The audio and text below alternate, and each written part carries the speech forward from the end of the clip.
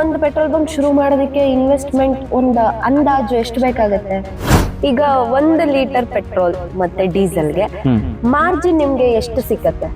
ನಮ್ದು A site ಇದೆ, ಪೆಟ್ರೋಲ್ಗೆ ಸಿಗುತ್ತೆ, ಡೀಸೆಲ್ಗೆ ತನಕ ಸಿಗುತ್ತೆ. ಪೆಟ್ರೋಲ್ ಪಂಪ್ ಹೇಗಿದೆ ಅಂತಂದ್ರೆ ಒಂದು ತಿಂಗಳಿಗೆ 30-40 ಲಕ್ಷ ಅರ್ನಿಂಗ್ ಮಾಡತಕ್ಕಂಥವ್ರು ಇದ್ದಾರೆ, 30,000 ಅರ್ನಿಂಗ್ ಮಾಡಕ್ಕಾಗದೆ ಮುಚ್ಚಿರೋರು ಇದ್ದಾರೆ. ಬಿಸ್ನೆಸ್ ಯಾರೇ ಬರಬೇಕು ಅಂತಂದ್ರೆ ನೀವು ನಿಯತ್ತಾಗಿ ವೈಟ್ ಕಲರ್ ಅಲ್ಲಿ ಮಾಡ್ತೀನಿ ಅಂತಂದ್ರೆ ಬನ್ನಿ, ನಾವು 2 ನಂಬರ್ ಬಿಸ್ನೆಸ್ ಮಾಡ್ತೀವಿ ಅಂತಂದ್ರೆ ಜಾಸ್ತಿ ದಿನ ಸಸ್ಟೈನ್ ಆಗಕ್ಕಾಗಲ್ಲ. ಈಗಿರೋ ಟೆಕ್ನಾಲಜಿಗೆ, ಈಗಿರೋ ಅವೇರ್ನೆಸ್, ನಾವೆಲ್ಲೋ ಓನರ್ ಇದ್ದೀನಿ, ನಾನು ಮಾಡಿಬಿಟ್ಬಿಡ್ತೀನಿ, ನಾನು ಮ್ಯಾನೇಜರ್ ಮೇಲೆ ಮಾಡಿಬಿಡ್ತೀನಿ ಅಂತಂದ್ರೆ ಇದು ಸಸ್ಟೈನ್ ಆಗಲ್ಲ. ಸೊ ಟ್ಯಾಂಕರ್ ಬಂದಾಗ ನಾವು ಮುಂದೆ ಇರಲೇಬೇಕು. 50 ಲೀಟರ್ ಸೈಡಲ್ಲಿ ಇಟ್ಬಿಟ್ಟು ಟ್ಯಾಂಕ್ ಅನ್ಲೋಡ್ ಮಾಡಿದ್ರು ನಿಮ್ಗೆ ಗೊತ್ತಾಗಲ್ಲ.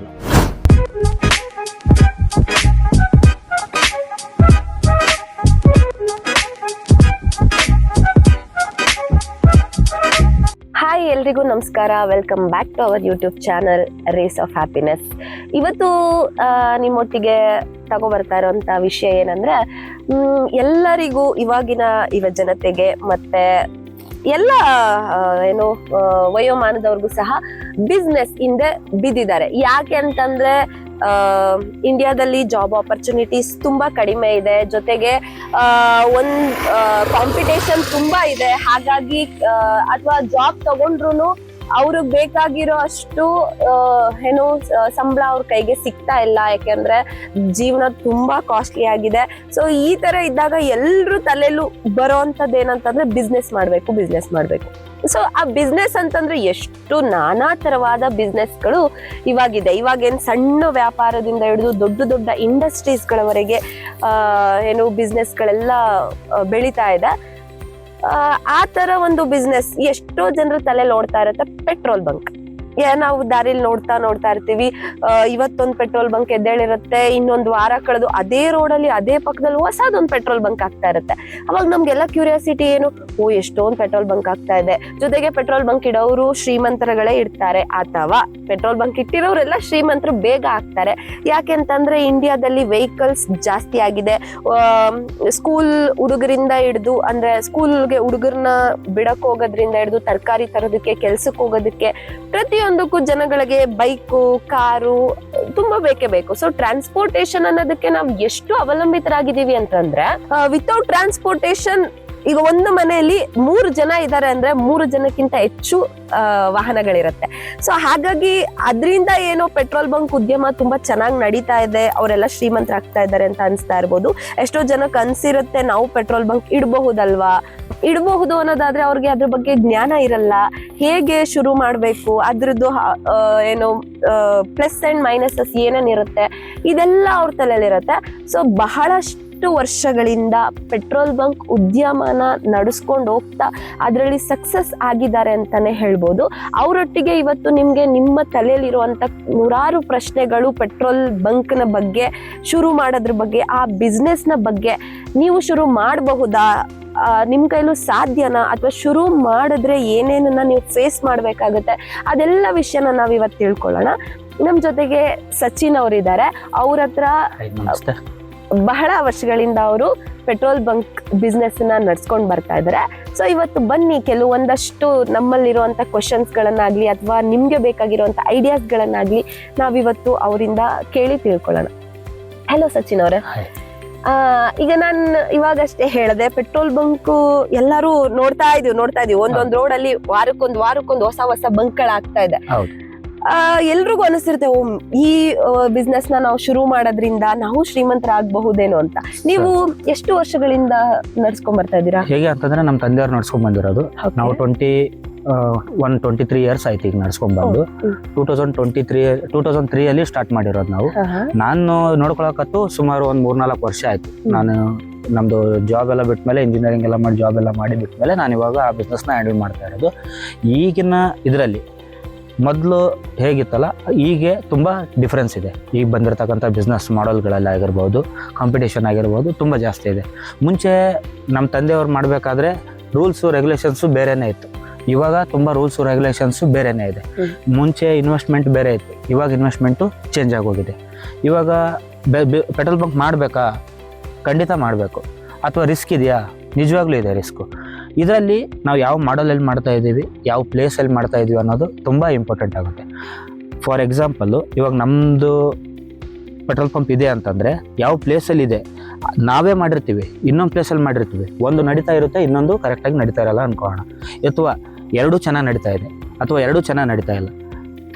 ಇದರಲ್ಲಿ ಒಂದು ದಿನಕ್ಕೆ ಇಷ್ಟು ಅರ್ನಿಂಗ್ ಅಂತ ಮಾಡಿದವರು ಇದ್ದಾರೆ, ಆ ಒಬ್ಬ ಒಂದು ದಿನಕ್ಕೆ ಅರ್ನಿಂಗ್ ಮಾಡೋಷ್ಟು ಒಂದು ತಿಂಗಳಿಗೂ ಮಾಡದೇ ಇರ್ತಕ್ಕಂಥವ್ರು ಇದ್ದಾರೆ. ಯಾವುದೇ ಬಿಸ್ನೆಸ್ ಆಗಲಿ, ಇದು ಒಂದು ಅಂತ ಹೇಳ್ತಾ ಇಲ್ಲ, ಯಾವುದೇ ಬಿಸ್ನೆಸ್ ಆಗಲಿ ಪ್ಲೇಸು ಮತ್ತು ನಾವು ಹೇಗೆ ಮಾಡ್ತೇವೆ ಅನ್ನೋದು ತುಂಬ ಇಂಪಾರ್ಟೆಂಟ್ ಆಗುತ್ತೆ. ಇವಾಗ ಒಂದು ಪೆಟ್ರೋಲ್ ಬಂಕ್ ಮಾಡಬೇಕು, ಅದನ್ನು ನಾವು ಎಲ್ಲಿಂದ ನೋಡಬೇಕು? ಈಗ ಇಂಡಿಯನ್ ಆಯಿಲ್ ಆಗಿರ್ಬೋದು, HPCL ಆಗಿರ್ಬೋದು, ಮತ್ತು BPCL ಆಗಿರ್ಬೋದು, ಇವ್ರದ್ದು ಒಂದು ಆ್ಯಡ್ ಅಂತ ಬಿಡ್ತಾರೆ, ಪೇಪರಲ್ಲಿ ಬಿಡ್ತಾರೆ, ನ್ಯೂಸಲ್ಲಿ ಬಿಡ್ತಾರೆ. ಆ ರೀಸನ್ಗೆ ಸಂಬಂಧಪಟ್ಟಿರ್ತಕ್ಕಂಥ ಪ್ಲೇಸಸ್ನ ನಮ್ಮ ರೀಸನ್ಗೆ ಸಂಬಂಧಪಟ್ಟಿರ್ತಕ್ಕಂಥ ಪ್ಲೇಸಸ್ಸು ಆಲ್ರೆಡಿ ಅಲರ್ಟ್ ಆಗಿದೆ ಇಲ್ಲ ಅಂತ ನಾವು ನೋಡ್ಕೋಬೇಕು. ಅಕಸ್ಮಾತ್ ಅದರಲ್ಲಿ ಅಲರ್ಟ್ ಆಗಿದ್ರೆ ನಾವು ಅಪ್ಲೈನ ಮಾಡ್ಬೋದು. ಅಪ್ಲೈ ಮಾಡೋದ್ರ ಜೊತೆಗೆ ಡೀಲರ್ಶಿಪ್ ತಗೊಳ್ಳೋದು ಅಷ್ಟೊಂದು ಈಸಿನಾ? ಅದರಲ್ಲಿ ಹೇಗಿರುತ್ತೆ ಅಂತಂದರೆ, ಡೀಲರ್ಶಿಪ್ಗೆ ಕೆಲವೊಂದು ಕಂಡೀಷನ್ಸ್ ಇದೆ. ಯಾವ ಡೀಲರ್ಗೆ ಆ ಎಲ್ಲ ಕಂಡೀಷನ್ಸು ಅಪ್ಲೈ ಆಗುತ್ತೋ ಆ ಡೀಲರ್ಗೆ ಅದು ಬರುತ್ತೆ. ಇದರಲ್ಲಿ ಇನ್ನೊಂದು ಹೇಗೆ ಅಂತಂದರೆ, ಫಾರ್ ಎಕ್ಸಾಂಪಲ್, ಈಗ ನಾವು ಈ ಪ್ಲೇಸಲ್ಲಿ ಇದ್ದೀವಿ, ಈ ಪ್ಲೇಸಲ್ಲಿ ಅವ್ರು ಹೇಗೆ ಕೊಡ್ತಾರೆ, ಈ ಸೈಟಿಂದ ಹಿಡಿದು ಇಷ್ಟು ದೂರದವರೆಗೆ ನಾವು ಪೆಟ್ರೋಲ್ ಬಂಕು ಇಂಡಿಯನ್ ಆಯಿಲ್ ಕೊಡ್ತಾ ಇದ್ದೀವಿ ಅಂತ ಹಾಕ್ತಾರೆ.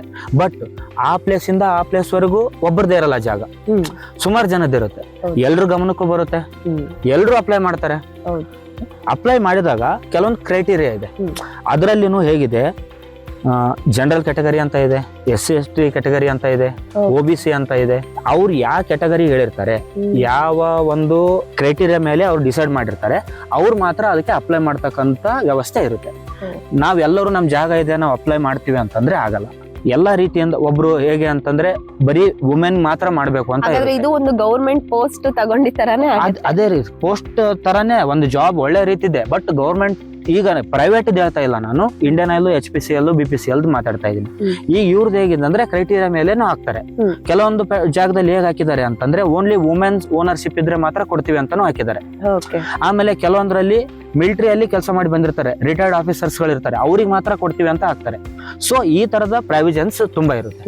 ನಮ್ಮ ಕ್ರೈಟೀರಿಯಾಕ್ಕೆ ಅವ್ರು ಕೊಟ್ಟಿರ್ತಕ್ಕಂಥ ಒಂದು ಕ್ರೈಟೀರಿಯಾಕ್ಕೆ ನಮ್ದು ಮ್ಯಾಚ್ ಆಗ್ತಾ ಇದ್ರೆ ನಾವು ಅದನ್ನ ಈಸಿಯಾಗಿ ಅಪ್ಲೈ ಮಾಡ್ಬೋದು.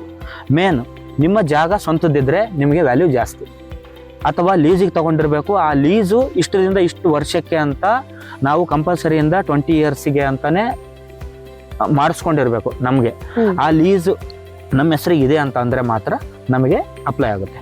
ಮಿನಿಮಮ್ 20 ಇಯರ್ಸ್ ಮಾಡಿ. ಅಂದ್ರೆ ಯಾಕೆ ಅಂತಂದ್ರೆ, ಇವಾಗ ಏನಾಗುತ್ತೆ, ನೀನು ಹಾಕಿರೋ ಇನ್ವೆಸ್ಟ್ಮೆಂಟ್ ತೆಗಿಬೇಕು ಅಂತಂದ್ರೇನೆ ನಿಮಗೆ ಸ್ವಲ್ಪ ಟೈಮ್ ಹಿಡಿಯುತ್ತೆ.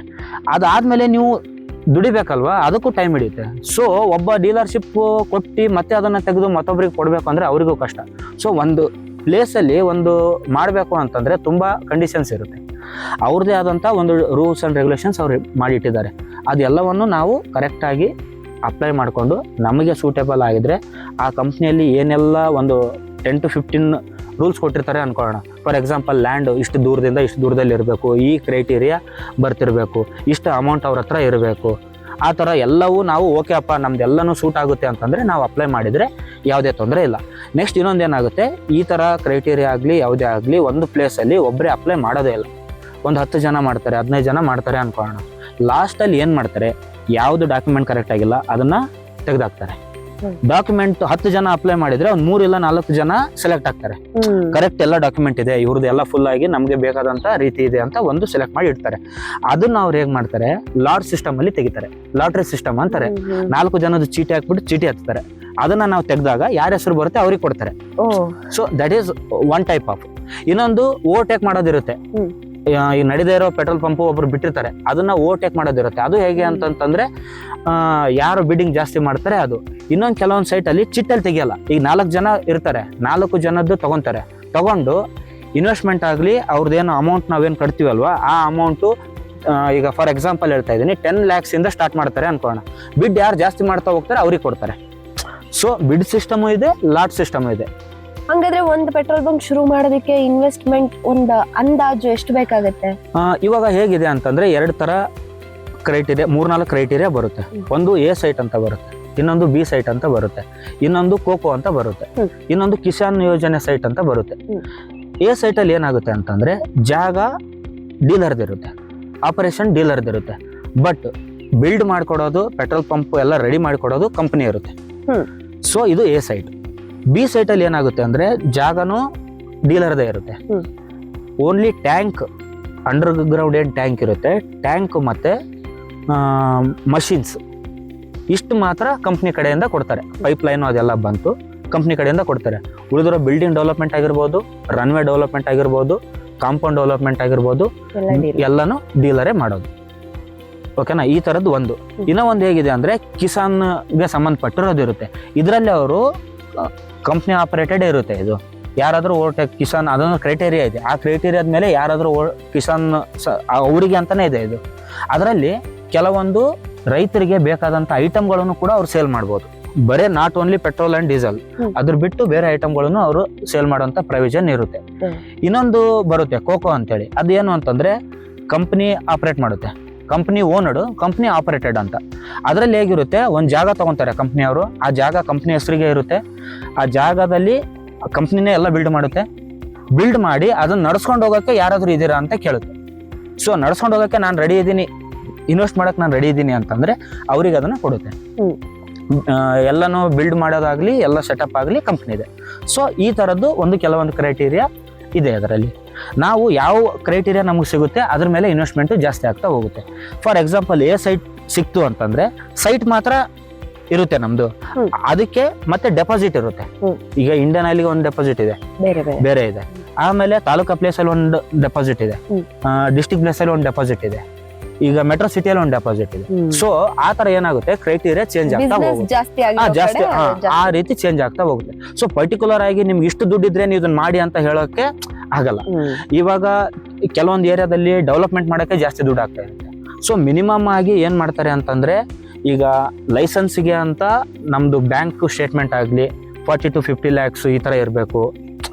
ಅಂದರೆ ನೀವು ಏನು ಟ್ರಾನ್ಸಾಕ್ಷನ್ ಮಾಡೋಷ್ಟು ಕೆಪಬಿಲಿಟಿ ಇರಬೇಕು, ಆ ಥರದ್ದೆಲ್ಲ ನೋಡ್ತಾರೆ. ಫಾರ್ ಎಕ್ಸಾಂಪಲ್ ಹೆಂಗ ಅಂತಂದರೆ ವರ್ಕಿಂಗ್ ಕ್ಯಾಪಿಟಲ್ ಅಂತ ಬರುತ್ತೆ. ವರ್ಕಿಂಗ್ ಕ್ಯಾಪಿಟಲ್ಲು ನಿಮ್ಗೆ ಏನಿಲ್ಲ ಅಂತಂದ್ರೂ ಸೇಲ್ ನೋಡಿಬಿಟ್ಟೆ ಡಿಪೆಂಡ್. ಅದನ್ನು ಇವಾಗ ನಮ್ದು ಇರ್ತಕ್ಕಂಥದ್ದು ತಾಲೂಕಾ ಪ್ಲೇಸ್ ಅನ್ಕೊಳ್ಳೋಣ, ಪುರಸಭೆ ಜಾಗದಲ್ಲಿ ನಮ್ದಿದೆ. ನಮಗೆ ಒಂದು ವರ್ಕಿಂಗ್ ಕ್ಯಾಪಿಟಲೇ ನಮಗೆ ಒಂದು 25 lakhs ಬೇಕು. 25 lakhs ನಾವೇನಿದೆ ಅಲ್ಲ ವರ್ಕಿಂಗ್ ಕ್ಯಾಪಿಟಲ್ ಅಂತ ಇಟ್ಕೊತೀವಿ. ಅದಕ್ಕಿಂತ ಕಡಿಮೆ ಆದರೆ ನಮಗೆ ಸ್ಟಾಕ್ ಮೇಂಟೈನ್ ಮಾಡೋದು ಕಷ್ಟ ಆಗುತ್ತೆ. ಸೊ ಈ ಥರದ ಒಂದು ಸೆಟಪ್ ಇದೆ. ಎಲ್ಲ ಜಾಗದಲ್ಲೂ ಎಲ್ಲ ಸಿಟಿಯಲ್ಲೂ ಒಂದೇ ರೀತಿ ವ್ಯಾಲ್ಯೂಯೇಷನ್ ಆಗಲ್ಲ. ಈಗ 1 ಲೀಟರ್ ಪೆಟ್ರೋಲ್ ಮತ್ತೆ ಡೀಸೆಲ್ಗೆ ಮಾರ್ಜಿನ್ ನಿಮ್ಗೆ ಎಷ್ಟು ಸಿಕ್ಕತ್ತೆ? ನಮ್ದು ಎ ಸೈಟ್ ಇದೆ. ಎ ಸೈಟ್ ಇರೋದ್ರಿಂದ ನಮಗೆ ಪೆಟ್ರೋಲ್ಗೆ 3.5 ತನಕ ಸಿಗುತ್ತೆ. 1 ಲೀಟರ್. ಹಾ, ಡೀಸೆಲ್ಗೆ 2.5 ತನಕ ಸಿಗುತ್ತೆ. ಏನು ನಮ್ಗೆ ಮಾರ್ಜಿನ್ ಅಂತ ಸಿಗುತ್ತೆ. ಈಗ ಕೆಲವೊಬ್ರು ತಲೆಯಲ್ಲಿ ಇರುತ್ತೆ, ಇವಾಗ ಹೆಂಗಂದ್ರೆ 110 ರೂಪಾಯಿ ಆಗಿದೆ ಅಂದ್ರೆ ಎಷ್ಟು ಲಾಭ ಗಳಿಸ್ತದೆ, ನಮ್ಗೆ ಅದು ಮ್ಯಾಟರ್ ಆಗಲ್ಲ. ರೇಟ್ ಫ್ಲಕ್ಚುಯೇಷನ್ ಇಂದ ನಿಮ್ಗೆ ಯಾವುದೇ ಚೇಂಜಸ್ ಅನ್ಸಲ್ಲ, ಫಿಕ್ಸ್ಡ್ ಅದು. ಅಂದ್ರೆ ರೇಟ್ ಫ್ಲಕ್ಚುಯೇಷನ್ ಇಂದ ಹೇಗಾಗುತ್ತೆ ಅಂದ್ರೆ ನಮ್ಮ ಹತ್ರ ಎಷ್ಟು ಸ್ಟಾಕ್ ಇದೆಯಲ್ಲ ಅದ್ರ ಮೇಲೆ ಡಿಪೆಂಡ್ ಆಗುತ್ತೆ. ಫಾರ್ ಎಕ್ಸಾಂಪಲ್ ಇವಾಗ ಒಂದು 12,000 ಲೀಟರ್ಸ್ ನಮ್ಮ ಹತ್ರ ಇದೆ ಡೀಸೆಲ್. ನಾನು 108ಗೆ ತಂದಿದ್ದೀನಿ. ನಾಳೆ ಅದ್ರ ರೇಟು 2 ಆಯ್ತು ಅಂದ್ರೆ ನನಗೆ 2 rupees ಅಲ್ಲಿ ಇರ್ತಕ್ಕಂಥ ಸ್ಟಾಕದ ಲಾಭ. ಅವ್ರು ನಿಮಗೆ 3 rupees ಕೊಟ್ಟಿರ್ತಾರೆ, ಪ್ಲಸ್ 2 ನಮಗೆ ಸಿಗುತ್ತೆ. ಸೊ ಅದೇ ಒಂದ್ ವೇಳೆ ಕಡಿಮೆ ಆಯ್ತು ಅಂದ್ರೆ ನಾನು ಎಷ್ಟು ಸ್ಟಾಕ್ ಇಟ್ಟಿದ್ದೀನಿ ಅದು ನಮ್ಗೆ ಲಾಸ್. ಸೊ ಲೈಕ್ ದಟ್ ಹಂಗಿರುತ್ತೆ. ಅದು ಒಂದಿನ ಅಥವಾ 2 ದಿನದಲ್ಲಿ ಆ ಸ್ಟಾಕ್ ಖಾಲಿ ಆಗೋಗುತ್ತೆ. ನೆಕ್ಸ್ಟ್ ಡೇಗೆ ನಾವು ರಿವೈಸ್ಡ್ ಪ್ರೈಸ್ಗೆ ತರಿಸ್ಕೊಂತೀವಿ. ಸೊ ಅದು ಏನೋ ಅದರಿಂದ ಏನೋ ಅಂತ ನಮಗೆ ವೇರಿಯೇಷನ್ ಆಗುತ್ತೆ ಅಂತ ಇರಲ್ಲ. ಅವತ್ತು ಒಂದಿನ ಅಷ್ಟು ಸೇಲ್ ಇದಿರುತ್ತೆ, ಕ್ಲೋಸ್ ಆಗುತ್ತೆ. ನೆಕ್ಸ್ಟ್ ನಾವು ಬೇರೆ ಲೋಡ್ಗೆ ಅದೇ ಪ್ರೈಸ್ ಕೊಟ್ಟೆ ತಗೊಂಡ್ ಬಂದಿರ್ತೀವಿ. ಈಗ ಸೇಫ್ಟಿ ಮೆಷರ್ಸ್ ಬಹಳ ಮುಖ್ಯ. ಬೇರೆ ಬಿಸ್ನೆಸ್ ತರ ನಾವು ಇದನ್ನ ನೆಗ್ಲೆಕ್ಟ್ ಆಗಿ ಮಾಡೋದಕ್ಕಾಗಲ್ಲ. ಮುಖ್ಯವಾಗಿ ಪೆಟ್ರೋಲ್ ಡೀಸೆಲ್ ಅನ್ನೋ ತರ ನಾವು ಮಾಡ್ತಾ ಇದೀವಿ ಅಂತ ಅಂದಾಗ ಬಹಳಷ್ಟು ಸೇಫ್ಟಿ ಮೆಷರ್ಸ್ ಅನ್ನ ತಗೋಬೇಕಾಗಿರುತ್ತೆ. ನೀವು ಅದನ್ನೆಲ್ಲ ಹೇಗೆ ತಗೋತೀರಾ? ಸೇಫ್ಟಿ ಮೆಜರ್ಸ್ ಅಂತ ಬಂದಾಗ ಫಸ್ಟ್ ಬಂದು ಕ್ವಾಲಿಟಿ. ನಾವ್ ಇವಾಗ ಟ್ಯಾಂಕರ್ ಬರುತ್ತೆ ಅಂತಂದ್ರೆ ನಮ್ಗೊಂದು ಕಂಪನಿ ಕಡೆಯಿಂದ ಕೆಲವೊಂದು ರೂಲ್ಸ್ ಅಂಡ್ ರೆಗ್ಯುಲೇಷನ್ಸ್ ನೀವು ಚೆಕ್ ಮಾಡಬೇಕು ಅಂತ ಇರುತ್ತೆ. ಒಂದು ಟ್ಯಾಂಕರ್ ಬಂದ್ರೆ ಅದ್ರದ್ದು ಡಿಪ್ ಅಂತ ಇರುತ್ತೆ. ಟ್ಯಾಂಕರ್ ಅಲ್ಲೇನೆ ಒಂದು ರಾಡ್ ಇರುತ್ತೆ, ಅದಕ್ಕೆ ಕ್ಯಾಲಿಬ್ರೇಷನ್ ಇರುತ್ತೆ. ಆ ಡಿಪ್ ಇಂದ ಕರೆಕ್ಟ್ ಆಗಿದೆಯಾ ಅಂತ ನೋಡಿದ್ರೆ ನಮಗೆ 4,000 ಲೀಟರ್ ಬಂದಿದೆಯಾ ಇಲ್ಲ ಅಂತ ಅಲ್ಲಿ ಗೊತ್ತಾಗುತ್ತೆ. ಒಂದು ಆ ಚೆಕ್ ಮಾಡ್ತೀವಿ. ನೆಕ್ಸ್ಟ್ ಕ್ವಾಲಿಟಿಯಲ್ಲಿ ಹೇಳ್ತಾ ಇರೋದು. ನೆಕ್ಸ್ಟ್ ಡೆನ್ಸಿಟಿ ಚೆಕ್ ಮಾಡ್ತೀವಿ. ಇನ್ವಾಯ್ಸ್ ಬಂದಿರುತ್ತೆ, ಕಂಪ್ನಿ ಕಡೆಯಿಂದ ಡೆನ್ಸಿಟಿ ಇರುತ್ತೆ. ಆ ಡೆನ್ಸಿಟಿ ಕರೆಕ್ಟ್ ಆಗಿದೆಯಾ ಇಲ್ಲ ಅಂತ ಚೆಕ್ ಮಾಡ್ತೀವಿ. ಪ್ಲಸ್ ಆರ್ ಮೈನಸ್ 2.9 ವರೆಗೂ ಅಕ್ಸೆಪ್ಟೇಬಲ್. ಯಾಕಂತಂದ್ರೆ ಅಲ್ಲಿಂದ ಅವರು ಜರ್ನಿ ಮಾಡಿ ಬಂದಾಗ ಕೆಲವೊಂದು ಬಿಸಿಲಿಗೆ ಅದಕ್ಕೆ ಇದಕ್ಕೆ ಕಡಿಮೆ. ಚೇಂಜಸ್ ಆಗಿರುತ್ತೆ. ಸೊ ಅದೇನಾಗುತ್ತೆ +or-2.9 ಅದಕ್ಕಿಂತ ಜಾಸ್ತಿ ಹೋದ್ರೆ ನಾವು ಅನ್ಲೋಡ್ ಮಾಡಕ್ ಹೋಗಲ್ಲ. ಸೊ ಇದು ಒಂದು ಕ್ವಾಲಿಟಿ ಇದಾಯ್ತು. ಸೇಫ್ಟಿ ಪರ್ಪಸ್ ಅಂತಂದ್ರೆ ಇವಾಗ ಅನ್ಲೋಡ್ ಮಾಡ್ಬೇಕಾದ್ರೇನೆ ನಮ್ಗೆ ಕೆಲವೊಂದು ಸೇಫ್ಟಿ ಮೆಜರ್ಸ್ ಇರುತ್ತೆ. ಆ ಕಡೆ ಈ ಕಡೆ ಬರ್ದಿರಂಗೆ ನಾವು ಸ್ಟಾಪ್ ಮಾಡ್ಬೇಕು, ಮಷಿನ್ಗಳನ್ನ ಆಫ್ ಅಲ್ಲಿ ಇಡಬೇಕು, ಅನ್ಲೋಡ್ ಆಗ್ಬೇಕಾದ್ರೆ ಮಷಿನ್ ಸ್ಟಾರ್ಟ್ ಮಾಡಬಾರ್ದು. ಸೊ ಅದಾದ್ಮೇಲೆ ಅರ್ಥಿಂಗ್ ಪಾಯಿಂಟ್ಸ್ ಅಂತ ಇರುತ್ತೆ, ಟ್ಯಾಂಕರಿಗೂ ಮತ್ತೆ ಟ್ಯಾಂಕಿಗೂ ಅರ್ಥಿಂಗ್ ಹಾಕ್ಬೇಕು. ಆಮೇಲೆ ಬಕೆಟ್ಸ್ ಅದೆಲ್ಲಾನು ನಾವು ಅಲ್ಲೇ ಇಟ್ಕೊಂಡು ರೆಡಿ ಇರಬೇಕು. ಏನೇ ಬ್ಯಾಡ್ ಥಿಂಗ್ ಹ್ಯಾಪನ್ ಆದ್ರೂ ರೆಡಿ ಇರಬೇಕು. ಫೈರ್ ಎಕ್ಸ್ಟಿಂಗ್ವಿಷರ್ಸ್ ಎಲ್ಲ ಕರೆಕ್ಟಾಗಿ ಮೇಂಟೈನ್ ಆಗಿರಬೇಕು. ಈ ತರದ ಸೇಫ್ಟಿ ಫೀಚರ್ಸ್ ಇದೆ. ಈಗ ಹೆಂಗೆ ಅಂತಂದ್ರೆ ಎಲೆಕ್ಟ್ರಿಕಲ್ ರೂಮ್ ಅಂತ ಬಂದ್ರೆ ಅದಕ್ಕೆ ಸೇಫ್ಟಿ ಫೀಚರ್ಸ್ ಬೇರೆ ಇರುತ್ತೆ, ಹೊರಗಡೆ ಏರಿಯಾ ಬಂದಾಗ ಅದಕ್ಕೆ ಸೇಫ್ಟಿ ಫೀಚರ್ಸ್ ಬೇರೆ ಇರುತ್ತೆ. ಸೊ ಈ ತರ ಸೇಫ್ಟಿ ಫೀಚರ್ಸ್ ಆಲ್ರೆಡಿ ಕಂಪ್ನಿ ಕಡೆಯಿಂದ ನಮಗೆ ಈ ತರ ಮಾಡಲೇಬೇಕು ಅಂತ ಸ್ಟ್ರಿಕ್ಟ್ ಆಗಿ ರೂಲ್ಸ್ ಇರುತ್ತೆ, ಅದನ್ನ ನಾವು ಫಾಲೋ ಮಾಡ್ತಾ ಇರ್ತೀವಿ. ಈಗ ಎಲ್ಲಾ ಕೆಲಸಗಳಲ್ಲೂ ಅಥವಾ ಎಲ್ಲಾ ಬಿಸ್ನೆಸ್ ಗಳಲ್ಲೂ ಅದರದೇ ಆದ ಪ್ರಾಬ್ಲಮ್ಸ್ ಗಳು ಇದ್ದೇ ಇರುತ್ತೆ ಅಲ್ವಾ? ಮೆರಿಟ್ ಜೊತೆ ಡಿಮೆರಿಟ್ಸ್ ಇರುತ್ತೆ. ಎಲ್ಲರೂ ಒಂದಷ್ಟು ಇದನ್ನ ಫೇಸ್ ಮಾಡ್ಲೇಬೇಕಾಗತ್ತೆ. ಪೆಟ್ರೋಲ್ ಬಂಕ್ ಅಲ್ಲಿ ಏನೇನ್ ರೀತಿ ಪ್ರಾಬ್ಲಮ್ಸ್ ನ ಫೇಸಸ್ ಮಾಡ್ತೀರಾ? ಇವಾಗ ನೋಡಿ, ಪ್ಲೇಸ್ ವೈಸ್ ಪ್ರಾಬ್ಲಮ್ಗಳು ಶಿಫ್ಟ್ ಆಗ್ತಾ ಹೋಗುತ್ತೆ. ಫಾರ್ ಎಕ್ಸಾಂಪಲ್, ಇವಾಗ ನೀವು ಬೆಂಗಳೂರಲ್ಲಿ ಇದ್ದೀರಾ, ಬೆಂಗಳೂರಲ್ಲಿದ್ದು ರನ್ ಮಾಡ್ತಾ ಇದ್ದೀರಾ ಅನ್ಕೊಳ್ಳೋಣ. ಅಲ್ಲಿ ಏನಾಗುತ್ತೆ, ಕಸ್ಟಮರ್ಸ್ ಫಾರ್ ಎಕ್ಸಾಂಪಲ್ ನಾನು MS ಅಂದ್ರೆ ಪೆಟ್ರೋಲ್ಗೆ MS ಅಂತ ಕರಿತೀವಿ, ಡೀಸೆಲ್ಗೆ HSD ಅಂತ ಹೇಳ್ತೀವಿ ನಾವು. MS ಸೇಲ್ ಮಾಡ್ತಕ್ಕಂಥವ್ರು ಕ್ರೆಡಿಟ್ ಜಾಸ್ತಿ ಜನ ಇರಲ್ಲ ಅನ್ಕೊಂಡು ಬರ್ತಾರೆ, ಹಾಕ್ಸ್ಕೊಂತಾರೆ, ಹೋಗ್ತಾರೆ. ಕಾರ್ಗಳಾಯ್ತು ಎಲ್ಲನೂ ಮೆಟ್ರೋ ಸಿಟಿಯಲ್ಲಿ ಹೇಗೆ ಅಂತಂದ್ರೆ ಬರುತ್ತೆ, ಹಾಕ್ಸ್ಕೊಂಡು ಹೋಗ್ತಾರೆ. ಬಟ್ ಇವಾಗ ಒಂದು ರೀಸ್ನಲ್ ಪ್ಲೇಸಲ್ಲಿ ನೀವು ಇದ್ದೀರಾ ಅಂತಂದ್ರೆ ನಿಮ್ಮ ಪೆಟ್ರೋಲ್ ಪಂಪಿಗೆ ಹೊಸ ಕಸ್ಟಮರ್ಸ್ ಡೈಲಿ ಅಂತ ಯಾರು ಇರಲ್ಲ. ಇರ್ತಕ್ಕಂಥ ಕಸ್ಟಮರ್ಸ್ ಇರ್ತಾರೆ. ಸುತ್ತಮುತ್ತ ಏನು ಹಳ್ಳಿಯಲ್ಲಿ ಇದ್ದವರಾಗ್ಲಿ, ವ್ಯವಸಾಯ ಮಾಡೋರಾಗ್ಲಿ, ಅಲ್ಲಿ ಏನು ಬಿಸ್ನೆಸ್ ಇದೆ ಏನು ಇದೆ ಅವ್ರು ಮಾತ್ರ ನಿಮ್ಮ ಕಸ್ಟಮರ್ ಆಗಿರ್ತಾರೆ. ಸೊ ಅಂಥ ಟೈಮಲ್ಲಿ ಏನಾಗುತ್ತೆ ಅಂತಂದ್ರೆ ಮೇನ್ ಪ್ರಾಬ್ಲಮ್ ನಿಮ್ಮ ಬಿಸ್ನೆಸ್ ಮಾಡೋಕ್ಕೆ ನೀವು ಕ್ರೆಡಿಟ್ ಕೊಟ್ರೇನೆ ನಿಮ್ಮ ಹತ್ರ ಜನ ಬರ್ತಾರೆ. So this is the main. Credit business ಹೇಗೆ ಅಂತಂದರೆ ರಿಕವರಿ ಮಾಡೋದು ಒಂದು ಪ್ರಾಬ್ಲಮ್ ಇರುತ್ತೆ. ನೆಕ್ಸ್ಟ್ ಏನಾಗುತ್ತೆ, ನಿಮಗಿರೋ ಮಾರ್ಜಿನ್ಗೆ, ನಿಮಗಿರೋ ಸೇಲಿಗೆ ನೀವು ಸ್ವಲ್ಪ ಅಮೌಂಟು ಅರ್ನ್ ಮಾಡಿರೋ ಅಮೌಂಟು ಆಲ್ರೆಡಿ ಡೆಡ್ ಬಿದ್ದಂಗೆ ಕ್ರೆಡಿಟಲ್ಲಿ ರನ್ ಆಗ್ತಾನೆ ಇರುತ್ತೆ. ಸೊ ಒಂದು ಮೇನ್ ಪ್ರಾಬ್ಲಮ್ಮು ಕ್ರೆಡಿಟ್. ಇನ್ನೊಂದು ಮೇನ್ ಪ್ರಾಬ್ಲಮ್ಮು ಕೆಲಸ ಮಾಡೋರು ತುಂಬ ಕಡಿಮೆ ಸಿಗೋದು, ವರ್ಕರ್ಸ್. ಹೇಗೆ ಅಂತ ಅಂದರೆ ಇವಾಗ ನಮ್ಮ ಕಡೆಯಲ್ಲಿ ಅದ್ರದ್ದೊಂದು ಕಷ್ಟ, ಬೇಗ ಎಲ್ಲನೂ ಬೇಕು ಅಂತಂದರೆ ಸಿಗಲ್ಲ. ನೆಕ್ಸ್ಟ್ ಇನ್ನೊಂದು ಪ್ರಾಬ್ಲಮ್ ಏನಾಗುತ್ತೆ ಅಂತಂದರೆ ಎಜುಕೇಟೆಡ್ ಇರೋರು ಸಿಗಲ್ಲ. ಎಜುಕೇಟೆಡ್ ಇರೋರು ತುಂಬ ಕಡಿಮೆ ಸಿಗ್ತಾರೆ. ಸೊ ಇವಾಗ ಸ್ವಲ್ಪ ಎಜುಕೇಟೆಡ್ ಆಗಿದ್ದಾರೆ, ಸ್ವಲ್ಪ ಗೊತ್ತು ಅಂತಂದರೆ ಅವರು ಬೇರೆ ಕೆಲಸಕ್ಕೆ ಮೆಟ್ರೋ ಸಿಟಿಗಾಗಲಿ ಎಲ್ಲಾದರೂ ಹೋಗಿರ್ತಾರೆ, ನಮ್ಮ ಹತ್ರನೇ ಅಲ್ಲಿ ಇರಲ್ಲ. ಬಟ್ ನಮ್ಮೂರಲ್ಲಿ, ನಮ್ಮ ಪ್ಲೇಸ್ಗಳಲ್ಲಿ, ಈ ಥರ ರೀಸನಲ್ ಪ್ಲೇಸ್ಗಳಲ್ಲಿ ಸಿಗಬೇಕು ಅಂತಂದರೆ ಮೇಜರ್ ಪ್ರಾಬ್ಲಮ್ ಇದೆ. ಇನ್ನೊಂದು ಮೇಜರ್ ಪ್ರಾಬ್ಲಮ್ ಅಂತಂದರೆ ಕಾಂಪಿಟೇಷನ್. ನಮಗೆ ಹೊಸ ಕಸ್ಟಮರ್ಸು ಅಂತ ಯಾರು ಜಾಸ್ತಿ ಇರಲ್ಲ. ಇರೋ ಕಸ್ಟಮರಲ್ಲೇನೆ ನೀವು ಒಂದು ಪೆಟ್ರೋಲ್ ಪಂಪ್ ಇರಿದ್ರು ಇರೋ ಕಸ್ಟಮರ್ಸೇ ಬರ್ತಾರೆ. 10 ಪೆಟ್ರೋಲ್ ಪಂಪ್ ಆದ್ರೂ ಇರೋ ಕಸ್ಟಮರ್ಸೇ ಡಿಸ್ಟ್ರಿಬ್ಯೂಟ್ ಆಗ್ತಾರೆ ಹೊರತು ನ್ಯೂ ಕಸ್ಟಮರ್ ಅಂತ ನಿಮಗೆ ಯಾರು ಬರಲ್ಲ. ಸೊ ಏನಾಗುತ್ತೆ, ನಿಮಗೆ ಪೆಟ್ರೋಲ್ ಪಂಪ್ಗಳು ಜಾಸ್ತಿ ಆದಂಗೆ ನಮ್ಮ ಕಸ್ಟಮರ್ ರೇಂಜ್ ಕಡಿಮೆ ಆಗ್ತಾ ಹೋಗುತ್ತೆ. ಇದರಲ್ಲಿ ಇರ್ತಕ್ಕಂಥ ಪ್ರಾಬ್ಲಮ್. ಎಷ್ಟು ಜನ ವರ್ಕರ್ಸ್ ಬೇಕಾಗ್ತಾರೆ ಸಾಮಾನ್ಯವಾಗಿ? ಇವಾಗ ನಮ್ಮ ಸೇಲ್ ನೋಡ್ಕೊಂಡು, ನಮ್ಮ ಇದು ನೋಡ್ಕೊಂಡು ಏನು ಅಂತಂದ್ರೆ ನಾವು DU ಅಂತೀವಿ, ಅಂದ್ರೆ ಒಂದು ಮಷಿನ್ಗೆ ಡಿಸ್ಪೆನ್ಸಿಂಗ್ ಯೂನಿಟ್ ಅಂತೀವಿ. ಒಂದೊಂದು DUಗೆ ನಾವು ಎಷ್ಟು ಗನ್ ಇದೆ ಅದ್ರ ಮೇಲೆ ಡಿಪೆಂಡ್. ಫಾರ್ ಎಕ್ಸಾಂಪಲ್ 2 ಗನ್ ಇದ್ರೆ 2 ಬೇಕು, 4 ಗನ್ ಇದ್ರೆ 4 ಜನ ಬೇಕು. ಕೆಲವೊಂದು ಹೇಗಿರುತ್ತೆ, ಪೆಟ್ರೋಲ್ ಪಂಪು ಹೈವೇಲಿ ಇರೋ ಪೆಟ್ರೋಲ್ ಪಂಪ್ಸ್ ಎಲ್ಲ 24 ಅವರ್ಸ್ ಸೇಲ್ ಇರುತ್ತೆ. ನಮ್ದೆಲ್ಲ 12 ಅವರ್ಸ್ ಇರುತ್ತೆ. 12 ಅವರ್ಸ್ ಇದ್ದಾಗ ನಾವು ಬೆಳಗ್ಗೆಯಿಂದ ಸಾಯಂಕಾಲದವರೆಗೂ ಅಥವಾ ನೈಟ್ವರೆಗೂ ಮಾಡಿ ಕ್ಲೋಸ್ ಮಾಡ್ತೀವಿ. 24 ಅವರ್ಸ್ ಇದ್ದವರು ಶಿಫ್ಟ್ ವೈಸ್ ಮಾಡ್ತಾ ಹೋಗ್ತಿರ್ತಾರೆ. ಡೈಲಿ 3 ಶಿಫ್ಟ್ 4 ಶಿಫ್ಟ್ ಮಾಡ್ತಾರೆ. ನಾವೀಗ 1 ಶಿಫ್ಟ್ 2 ಶಿಫ್ಟ್ ಮಾಡ್ಕೊಂತಿರ್ತೀವಿ. ಸೊ ಆ ತರ ಆದಾಗ ಏನಾಗುತ್ತೆ, ಶಿಫ್ಟ್ ವೈಸ್ ಜನಗಳು ಚೇಂಜ್ ಆಗ್ತಾ ಹೋಗ್ತಾರೆ. ಇವಾಗೆಲ್ಲ EV ವೆಹಿಕಲ್ಸ್ ಗಳು ಬರ್ತಾ ಇರೋದ್ರಿಂದ EV ಚಾರ್ಜಿಂಗ್ ಪಾಯಿಂಟ್ಸ್ ಗಳು ಜಾಸ್ತಿ ಆಗ್ತದೆ. ಸೊ ಇನ್ ಮುಂದಕ್ಕೆ ಇನ್ನು 5 ವರ್ಷ 10 ವರ್ಷ ಕಳೆದಾಗ ಪೆಟ್ರೋಲ್ ಬಂಕ್ ಬಿಸ್ನೆಸ್ ಏನಾದ್ರು ಹೊಡೆತ ಬೀಳುತ್ತಾ ಅಥವಾ ಹೀಗೆ ಇರುತ್ತೆ? ಇವಾಗ ಏನಾಗುತ್ತೆ ಅಂತಂದ್ರೆ EV ಚಾರ್ಜಿಂಗ್ ಪಾಯಿಂಟ್ಸ್ ಬರ್ತಾ ಇದೆ, ಇಲ್ಲ ಅಂತ ಇಲ್ಲ. ಬಟ್ ಆಲ್ರೆಡಿ ಪೆಟ್ರೋಲ್ ಪಂಪ್ಸ್ ಹೊಸದಾಗಿ ಬರ್ತಕ್ಕಂತ ಪೆಟ್ರೋಲ್ ಪಂಪ್ಸ್ ಅಲ್ಲಿ EV ಚಾರ್ಜರ್ಸ್ ಅವರೇ ಕೊಡ್ತಾ ಇದ್ದಾರೆ. ಮಸ್ಟ್ ಅಂಡ್ ಶುಡ್ ಇದೆ. ಇವಾಗ EV ಸೆಟಪ್ ಕೂಡ ಪೆಟ್ರೋಲ್ ಪಂಪ್ ಅಲ್ಲಿ ಅಲಾಟ್ ಮಾಡೇ ಕೊಡ್ತಾರೆ. ನೆಕ್ಸ್ಟ್ ಹೇಗೆ ಅಂದ್ರೆ ಹಳೆ ಪೆಟ್ರೋಲ್ ಪಂಪ್ಗಳಲ್ಲಿ ಕೂಡ ಇನ್ಸ್ಟಾಲ್ ಮಾಡ್ತಾ ಇದ್ದಾರೆ. ಸೊ EV ಎಷ್ಟು ನಿಮ್ ಕಸ್ಟಮರ್ ಆದ್ರೆ ನಿಮಗೆ ಜನರೇಟ್ ಮಾಡಕ್ಕೆ ಏನ್ ಬೇಕು ಅಂತ ಕೊಡ್ತಾರೆ. ಬಟ್ ಏನಾಗುತ್ತೆ, ಮೆಟ್ರೋ ಸಿಟಿಯಲ್ಲಿ ಬೇಗ ಆಗುತ್ತೆ. ನಮ್ಮ ಹತ್ರ ಅದು ರೀಚ್ ಆಗ್ಬೇಕು ಅಂದ್ರೆ ಸ್ವಲ್ಪ ಕಡಿಮೆ ಲೇಟ್ ಆಗುತ್ತೆ. ಸೊ ಆ ತರ ಈಗ ಅವ್ರಿಗೂ ಗೊತ್ತು EV ನೆಕ್ಸ್ಟ್ ಬೂಮಲ್ಲಿ ಇದೆ ಅಂತ. So they will not neglect ಅಂತ ಅನ್ಸುತ್ತೆ. ಎಲ್ಲ ಕಡೆಯಿಂದನೂ ಅವರು ಕಾನ್ಸಂಟ್ರೇಟ್ ಮಾಡಿ ಬಿಸ್ನೆಸ್ಸಿಗೆ ಸೆಟಪ್ ಮಾಡಿ ಕೊಡ್ತಾರೆ ಅಂತ ಅನಿಸುತ್ತೆ. ಇವಾಗ ಬಿ ಸೈಟ್ ಇದೆ, ನಾವು ಬೇಕು ಅಂತ ನಮಗೆ ಅನಿಸಿದಾಗ, ನಮ್ಮೆಲ್ಲ EV ವೆಹಿಕಲ್ಸ್ ಜಾಸ್ತಿ ಆಗಿದೆ, ನಮಗೆ ಬೇಕು ಅಂತ ಅನಿಸಿದಾಗ ನಾವು ಒಂಚೂರು ಇನ್ವೆಸ್ಟ್ ಮಾಡಿ ಕಂಪ್ನಿ ಕಡೆಯಿಂದ ಸಬ್ಸಿಡಿ ಅದ ತೊಗೊಂಡು ನಾವು ಹಾಕೋಬೇಕಾಗುತ್ತೆ. ಎ ಸೈಟಲ್ಲಿ ನಾವು ರಿಕ್ವೆಸ್ಟ್ ಮಾಡಿ ನಮ್ಗೆ ಬೇಕು ಅಂತ ನಾವು ತರಿಸ್ಕೋಬೇಕಾಗುತ್ತೆ. ಸೊ ಈ ಥರ ಹೆಂಗೆ ಅಂತಂದರೆ EV ಆಗಿರ್ಬೋದು, CNG ಆಗಿರ್ಬೋದು, ಈ ಥರದ್ದೆಲ್ಲನೂ ಆಲ್ಟರ್ನೇಟಿವ್ ಆಗಿ ಎಲ್ಲ ಪೆಟ್ರೋಲ್ ಪಂಪಲ್ಲಿ ಗೌರ್ಮೆಂಟ್ ಕಡೆಯಿಂದನೇ ಪುಷ್ ಆಗ್ತಾ ಇದೆ, ಮಸ್ಟ್ ಆ್ಯಂಡ್ ಶುಡ್ ಇರಬೇಕು ಅಂತ ಹೇಳಿ. ಓಕೆ, ಇನ್ ಪೆಟ್ರೋಲ್ ಬಂಕ್ ಬಿಸ್ನೆಸ್ ನ ಶುರು ಮಾಡ್ಬೇಕು ಅಂತ ಅನ್ಕೊಂಡಿರೋರ್ಗೆ ನಿಮ್ಮ ಕಿವಿ ಮಾತೇನು? ಶುರು ಮಾಡಬೇಕು ಅಂತ ಅನ್ಕೊಂಡಿರೋರಿಗೆ ನನ್ನ ಕಿವಿ ಮಾತು ಏನು ಅಂತ ಅಂದರೆ, ಅಮೌಂಟ್ ಇನ್ವೆಸ್ಟ್ಮೆಂಟು ಕಡಿಮೆ ಇರಲ್ಲ, ಚೆನ್ನಾಗೇ ಇರುತ್ತೆ. ಅದನ್ನ ನೋಡಿ, ನೀವು ಮಾಡ್ತಕ್ಕಂಥ ಪ್ಲೇಸ್ ನೋಡಿ ಫಸ್ಟು. ಆಮೇಲೆ ನೀವು ಬೇರೆಯವ್ರು ಬಂದು ನಿಮ್ಮ ಕಾಂಪಿಟೇಷನ್ಗೆ ಬಂದ್ರು ನಿಮ್ಮ ಕಸ್ಟಮರ್ನ ಹೇಗೆ ಸಸ್ಟೈನ್ ಮಾಡ್ಕೋಬೇಕು ಅಂತ ನೀವು ನೋಡ್ಕೊಳ್ಳಿ. ಕ್ರೆಡಿಟ್ ಕೊಡ್ತಿರೋ ಅಥವಾ ಮತ್ತೊಂದು ಏನಾದರೂ ಕೊಡ್ತಿರೋ ಅವರಿಗೆ ಬರೋಕ್ಕೆ. ಈಗ ನೀವು ಕೆಲವೊಂದು ಪೆಟ್ರೋಲ್ ಪಂಪಲ್ಲಿ ನೋಡಿರ್ಬೋದು, ವಾಟರ್ ಬಾಟಲ್ಸ್ ಕೊಡ್ತಿರ್ತಾರೆ, ನ್ಯೂಸ್ ಪೇಪರ್ಸ್ ಕೊಡ್ತಿರ್ತಾರೆ. ಕೆಲವೊಂದು ಪೆಟ್ರೋಲ್ ಪಂಪ್ಸ್ಗಳಲ್ಲಿ ಈ ಡ್ರೈವರ್ಸ್ಗಳಿಗೆ ಅಂದ್ಬಿಟ್ಟು ಕೆಲವೊಂದು ಟ್ಯಾಬಲ್ಸ್ ಆಗಿರಲಿ ಅಂಥವೆಲ್ಲ ಕೊಡ್ತಿರ್ತಾರೆ. ಕೆಲವೊಬ್ರು ಹೈವೇಲಿ ಇರ್ತಕ್ಕಂಥವ್ರು ಉಳ್ಕೊಳ್ಳೋಕ್ಕೆ ಅಂದ್ಬಿಟ್ಟು ನೀಟಾಗಿ ಡ್ರೈವರ್ಗಳಿಗೆ ಮಲ್ಕೊಳ್ಳಿ ಅಂದ್ಬಿಟ್ಟು ಶೆಡ್ ಮಾಡಿಬಿಟ್ಟು ಜಾಗ ಕೊಟ್ಟಿದ್ದಾರೆ.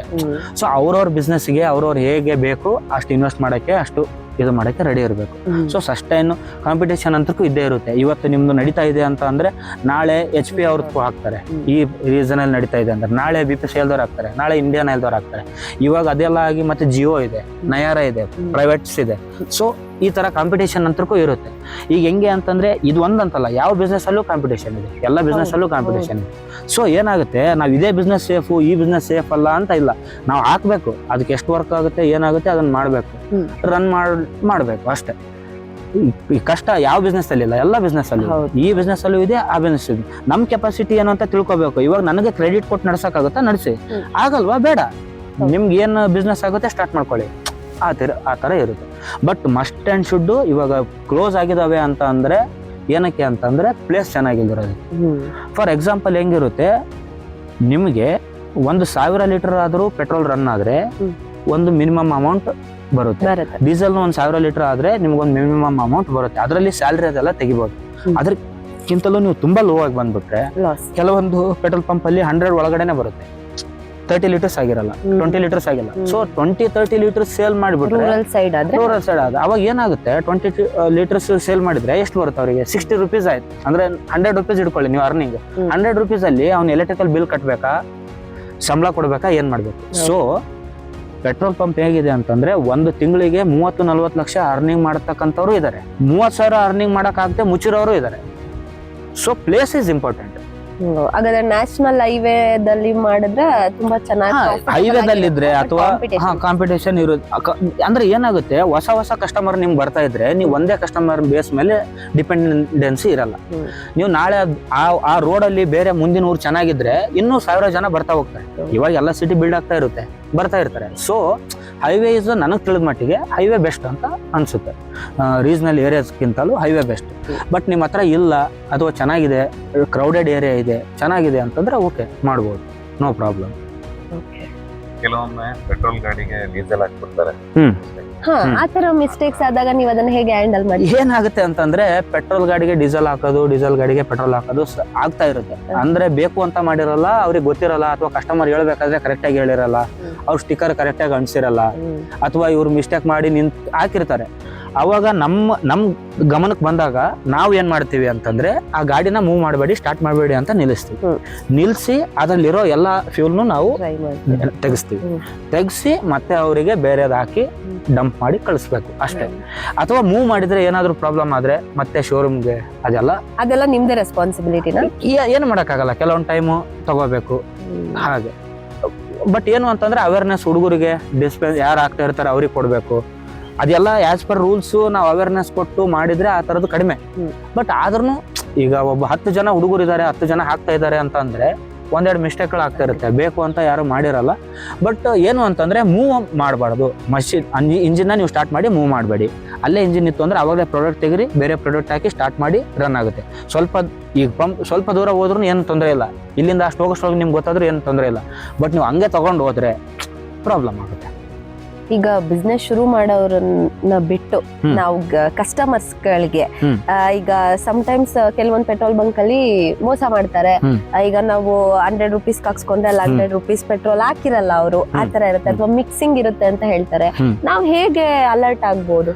ಇವಾಗ ನೋಡಿ, ಫಸ್ಟ್ ಮೊದಲು ಇರ್ತಕ್ಕಂಥ ಮಷಿನ್ಗೂ ಈಗ ಇರ್ತಕ್ಕಂಥ ಮಷಿನ್ಗೂ ತುಂಬಾ ಅಡ್ವಾನ್ಸ್ಡ್ ಇದೆ. ಮೊದಲು ಇರ್ತಕ್ಕಂಥ ಮಷಿನ್ಸು ಮ್ಯಾನುವಲ್ ಕೆಲಸಗಳು ಜಾಸ್ತಿ ಇತ್ತು. ಸೊ ಅದ್ರಲ್ಲಿ ಏನ್ ಮಾಡ್ತಿದ್ರು ಅಂತಂದ್ರೆ ಟ್ಯಾಂಪರಿಂಗ್ ಮಾಡ್ತಿದ್ರು, ಮಷಿನ್ ಟ್ಯಾಂಪರಿಂಗ್ ಮಾಡ್ಕೊಂತ ಇದ್ರು. ಇವಾಗ ಆಗಲ್ಲ. ಇವಾಗ ನಾವೇ ಓಪನ್ ಮಾಡಕ್ಕಾಗಲ್ಲ, ಅದಕ್ಕೆ OTP ಬೇಕು. OTP ಬೇಕು ಅಂತಂದ್ರೆ ನಾವು ಕಂಪ್ನಿಯಿಂದ ಏನಕ್ಕೆ ಅಂತ ರೀಸನ್ ಕೇಳ್ತಾರೆ. OTP ಹೋದ್ರೆ ಏನಕ್ಕಪ್ಪ OTP ಬೇಕು ನಿನಗೆ ಅಂತ ನಾವು ಆಲ್ರೆಡಿ ಕಂಪ್ಲೇಂಟ್ ರೈಸ್ ಮಾಡಿ ಸರ್ವಿಸ್ ಇಂಜಿನಿಯರು ಸೈಟಲ್ಲಿ ಇದ್ದಾಗ ಮಾತ್ರ ಅವನ ಕಡೆಯಿಂದ ಒಂದು OTP ಅವನಿಗೆ ಹೋಗುತ್ತೆ, ಒಂದು OTP ನಮಗೆ ಬರುತ್ತೆ. ಅವ್ನ OTPನೂ ಹೇಳ್ಬೇಕು, ನಾನು OTPನೂ ಹೇಳ್ಬೇಕು. ಸೊ ಇಬ್ರು ಹೇಳಿದ್ರೆ ಮಾತ್ರ ಓಪನ್ ಆಗುತ್ತೆ, ಇಲ್ಲ ಅಂತಂದ್ರೆ ಓಪನ್ ಆಗಲ್ಲ. ಒಂದು ಇನ್ನೊಂದು ಕಸ್ಟಮರಿಗೆ ನಾನು ಹೇಳ್ತಾ ಇರೋದು, ನೀವು ಹೋದ ತಕ್ಷಣ 0 ಇದೆಯಾ ಅಂತ ನೋಡೋದು ಮಸ್ಟ್ ಆ್ಯಂಡ್ ಶುಡ್. ನಿಮ್ ಗನ್ ಇಡಬೇಕು. ಏನಾಗುತ್ತೆ, ಇವ್ರು ಮೊಬೈಲಲ್ಲಿ ಇರ್ತಾರೆ, ಯಾವುದೋ ಒಂದು ಇದ್ರಲ್ಲಿ ಇರ್ತಾರೆ, ಒಬ್ನಿಗೆ ಆ ಕಡೆ 100 ಹಾಕಿರ್ತಾರೆ, ಹಂಗೆ ಈ ಕಡೆ ಎತ್ಬಿಟ್ಟು ಹಾಕ್ಬಿಟ್ಟು 1000 ಮಾಡಿದೀವಿ ಅಂತ ಕೊಡ್ತಾರೆ. ಸೊ ಈ ತರದ್ದೆಲ್ಲ ಅವಾಯ್ಡ್ ಆಗ್ಬೇಕು ಅಂತಂದ್ರೆ ಕಸ್ಟಮರ್ ಯಾರು ಬಂದಿರ್ತಾರಲ್ಲ ಅವ್ರ ಅವೇರ್ನೆಸ್ ಇಂದ ನೋಡ್ಕೊಂಡು ಅವ್ರ ಜವಾಬ್ದಾರಿಯಿಂದ ಹಾಕ್ಸ್ಕೋಬೇಕು. ಒಂದು ಅಕಸ್ಮಾತ್ ಆಗಿ ನಿಮಗೆ ಪ್ರಾಡಕ್ಟ್ ಕರೆಕ್ಟ್ ಆಗಿ ಬರ್ತಾ ಇಲ್ಲ ಅಂತ ಅನ್ಸಿದ್ರೆ ಯಾರೇ ಆಗ್ಲಿ ಹೋಗಿ ನನಗೆ ಟೆಸ್ಟಿಂಗ್ ಬೇಕು ಅಂತ ಕೇಳ್ಬೋದು. ನೀವು ಹೋಗಿ ನಮ್ಗೆ ಟೆಸ್ಟಿಂಗ್ ಮಾಡಿ ತೋರಿಸಿ ಅಂತಂದ್ರೆ ಅವ್ರ ಹತ್ರ 5 ಲೀಟರ್ದು ಕ್ಯಾಲಿಬ್ರೇಷನ್ ಮಾಡಿರ್ತಕ್ಕಂಥ ಇದು ಇರುತ್ತೆ, ಏನೋ ಕ್ಯಾನ್ ಇರುತ್ತೆ, ಲೀಟರ್ ಕ್ಯಾನ್. ಅದನ್ನ ತಗೋಬೇಕು. 5 ಲೀಟರ್ ಬರ್ತಾ ಇದೆಲ್ಲ ಸೆಟ್ ಮಾಡಿ ಹಾಕಿ ಅಂತ ಅನ್ಬೇಕು. 5 ಲೀಟರ್ ಬಂತು ಅಂತಂದ್ರೆ ಓಕೆ, ಬಂದಿಲ್ಲ ಅಂತಂದ್ರೆ ಏನಾಗಿದೆ ಅಂತ ನೀವು ಸೇಲ್ಸ್ ಆಫೀಸರ್ ನಂಬರು ಅಲ್ಲೇ ಇರುತ್ತೆ, ನೀವು ಕಂಪ್ಲೇಂಟ್ ಮಾಡ್ಬೋದು, ಈ ಥರ ಈ ಪೆಟ್ರೋಲ್ ಪಂಪಲ್ಲಿ ಇದಾಗಿದೆ ಅಂತ ಹೇಳಿ.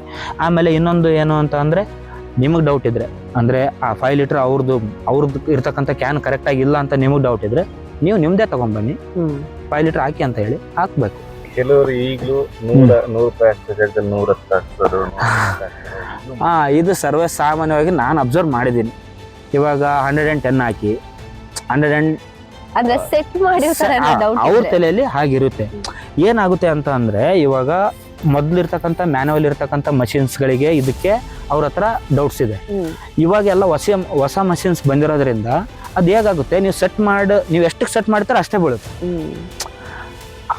ಈಗ ಅದರಿಂದ ಡಿಫ್ರೆನ್ಸ್ ಆಗಲ್ಲ. ನಾವು ಅಷ್ಟು ಓವರ್ ಕಾನ್ಶಿಯಸ್ ಆಗೋದು ಬೇಕಾಗಿಲ್ಲ. ಬಟ್ ಏನಾಗುತ್ತೆ, ತಲೆಯಲ್ಲಿದೆ, ಜನರ ತಲೆಯಲ್ಲಿದೆ ಏನು ಅಂತ ಇದೆ, 110. ಅವ್ರ ತಲೆಯಲ್ಲಿ ಏನಿರುತ್ತೆ ಅಂತ ಹೇಳ್ತೀನಿ.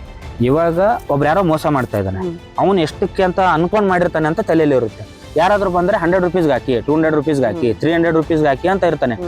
ಆ 100 ರೂಪೀಸ್ಗೆ ಅವ್ರು ಸೆಟ್ಟಿಂಗ್ ಅಲ್ಲಿ ಚೇಂಜ್ ಮಾಡಿ ಇಟ್ಟಿರ್ತಾರೆ, 200ಗೆ ಸೆಟ್ಟಿಂಗ್ ಅಲ್ಲಿ ಚೇಂಜ್ ಮಾಡಿ ಇಟ್ಟಿರ್ತಾರೆ, 300ಗೆ ಸೆಟ್ಟಿಂಗ್ ಅಲ್ಲಿ ಚೇಂಜ್ ಮಾಡಿ ಇಟ್ಟಿರ್ತಾರೆ. ಬಟ್ 110ಗೆ ಮಾಡಿ ಇಟ್ಟಿರಲ್ಲ, 105 ಮಾಡಿ ಇಟ್ಟಿರಲ್ಲ. ಸೊ ಅಲ್ಲ, ಸರ್ವೇ ಸಾಮಾನ್ಯ ಅದು ಆ ತರ ಇರುತ್ತೆ. ಇವಾಗ ಆಸ್ ಅ ಓನರು ನನಗೆ ಏನು ಡಿಫ್ರೆನ್ಸ್ ಆಗಲ್ಲ. ನೀವು 110 ಆದ್ರೂ ಹಾಕ್ಸ್ಕೊಳ್ಳಿ, 100 ಆದ್ರೂ ಹಾಕ್ಸ್ಕೊಳ್ಳಿ, 90 ಆದ್ರೂ ಹಾಕ್ಸ್ಕೊಳ್ಳಿ, 99 ಆದ್ರೂ ಹಾಕ್ಸ್ಕೊಳ್ಳಿ. 99 ಹಾಕ್ಸ್ಕೊಳ್ಳೋವಾಗ 1 ರೂಪಾಯಿ ಚೇಂಜ್ ಕೊಡಕ್ಕೆ ಕಷ್ಟ ಆಗುತ್ತೆ ಹೊರತು ನನಗೆ ಬಿಸ್ನೆಸ್ ಅಲ್ಲಿ ಯಾವುದೇ ರೀತಿಯ ತೊಂದರೆ ಆಗಲ್ಲ. ಕೇಳಿಸ್ಕೊಂಡ್ರಲ್ಲ ಪೆಟ್ರೋಲ್ ಬಂಕ್ ಬಿಸ್ನೆಸ್ ಬಗ್ಗೆ, ಮತ್ತೆ ಗೊತ್ತಿಲ್ಲದೆ ಇರುವಂತ ಕೆಲವೊಂದಷ್ಟು ಮಾಹಿತಿಗಳನ್ನ ಸಚಿನ್ ಅವರು ಇವತ್ತು ಹೇಳಿದ್ದಾರೆ. ನೀವೇನಾದ್ರೂ ಬಿಸ್ನೆಸ್ ಸ್ಟಾರ್ಟ್ ಮಾಡಬೇಕು ಅಂತ ಹೇಳ್ತಾ ಇದ್ರೆ ಅವ್ರು ಹೇಳ್ದಂಗೆ ಕೆಲವೊಂದಷ್ಟು ನಾವು ಹೇಗೆ ಮೇಂಟೈನ್ ಮಾಡಬೇಕು, ಮತ್ತೆ ಅದ್ರ ಜೊತೆ ನಾವು ಯಾವುದಕ್ಕೆ ಸಿದ್ಧರಾಗಿರ್ಬೇಕು ಅದನ್ನೆಲ್ಲ ತಲೆಯಲ್ಲಿ ಇಟ್ಕೊಂಡು ಶುರು ಮಾಡಿ. ಇನ್ನೊಂದು ಕೆಲವೊಂದು ವಿಷಯಗಳಿದೆ, ಹೇಳ್ಬಿಡ್ತೀನಿ. ಇವಾಗ ಕೆಲವೊಂದು ಪೆಟ್ರೋಲ್ ಪಂಪ್ ಇದೆ, ಈಗ ಜಿಯೋ ಪೆಟ್ರೋಲ್ ಪಂಪ್ ಇದೆ, ಅದರಲ್ಲಿ ಇನ್ವೆಸ್ಟ್ಮೆಂಟ್ ಜಾಸ್ತಿ ಇದೆ. ಬಟ್ ಹೈವೇಯಲ್ಲಿ ಮಾಡಿರೋರಿಗೆ ಅವ್ರು ಏನು ಕೊಡ್ತಾ ಇದ್ದಾರೆ ಅಂತಂದ್ರೆ ಒಂದು ಕೆಫೆ ಅಂತ ಕೊಡ್ತಾ ಇದ್ದಾರೆ. ಅದು ಒಂದು ಪ್ಲಸ್ ಪಾಯಿಂಟ್ ಆಗೋ ಚಾನ್ಸಸ್ ಇರುತ್ತೆ. ಅಂತದನ್ನ ಸೆಲ್ ಅವ್ರು ಇದಾರೆ, ಅವ್ರದ್ದು ಬೇರೆ ಆಪರೇಟಿಂಗ್ ಸಿಸ್ಟಮ್, ಅವ್ರದ್ದು ಏನು ಕ್ವಾಲಿಟಿ ಅಂತ ತಲೆಯಲ್ಲಿ, ಅಂದ್ರೆ ಅವ್ರು ಬಿಸ್ನೆಸ್ ಆಪರೇಟಿಂಗ್ ಸಿಸ್ಟಮ್ ಅಲ್ಲಿ ಅವ್ರು ಇಂಪಾರ್ಟೆನ್ಸ್ ಕೊಡೋದು ನಮ್ದು ಕ್ವಾಲಿಟಿ ಚೆನ್ನಾಗಿದೆ ಅಂತ. ಸೊ ಅದು ಅವರು ಆ ರೀತಿ ವರ್ಕ್ ಮಾಡ್ತಾ ಇದ್ದಾರೆ. ಇವಾಗ ಎಚ್ ಪಿ ಅಲ್ಲಿ ಇರುತ್ತೆ, ಇಂಡಿಯನ್ ಆಯಿಲ್ ಅಲ್ಲಿ ಏನಿದೆ ಅಂತಂದ್ರೆ QR ಕೋಡ್ಗಳಿದೆ. ನೀವು ಅವ್ರದೇ ಅಪ್ಲಿಕೇಶನ್ ಇಂದ, ಅವ್ರ ಒಂದು ಅಪ್ಲಿಕೇಶನ್ ಇಂದಾನೆ ನೀವು ಸ್ಕ್ಯಾನ್ ಮಾಡಿ ಆಗ್ತಾ ಹೋದ್ರೆ ನಿಮಗೆ ಕೆಲವೊಂದು ಅಮೌಂಟ್, ಕೆಲವೊಂದು ಪಾಯಿಂಟ್ಸ್ ಅಂತ ನಿಮ್ಮ ಅಕೌಂಟಿಗೆ ರೀಫಂಡ್ ಆಗ್ತಾ ಹೋಗುತ್ತೆ. ಅದನ್ನು ಹೇಗಾಗುತ್ತೆ ಅಂತಂದ್ರೆ ನೀವು ಆಮೇಲೆ ಅದನ್ನ ಪೆಟ್ರೋಲ್ಗೆನೆ ಡೀಸೆಲ್ಗೆನೆ ರೆಡಿ ಮಾಡ್ಕೋಬಹುದು.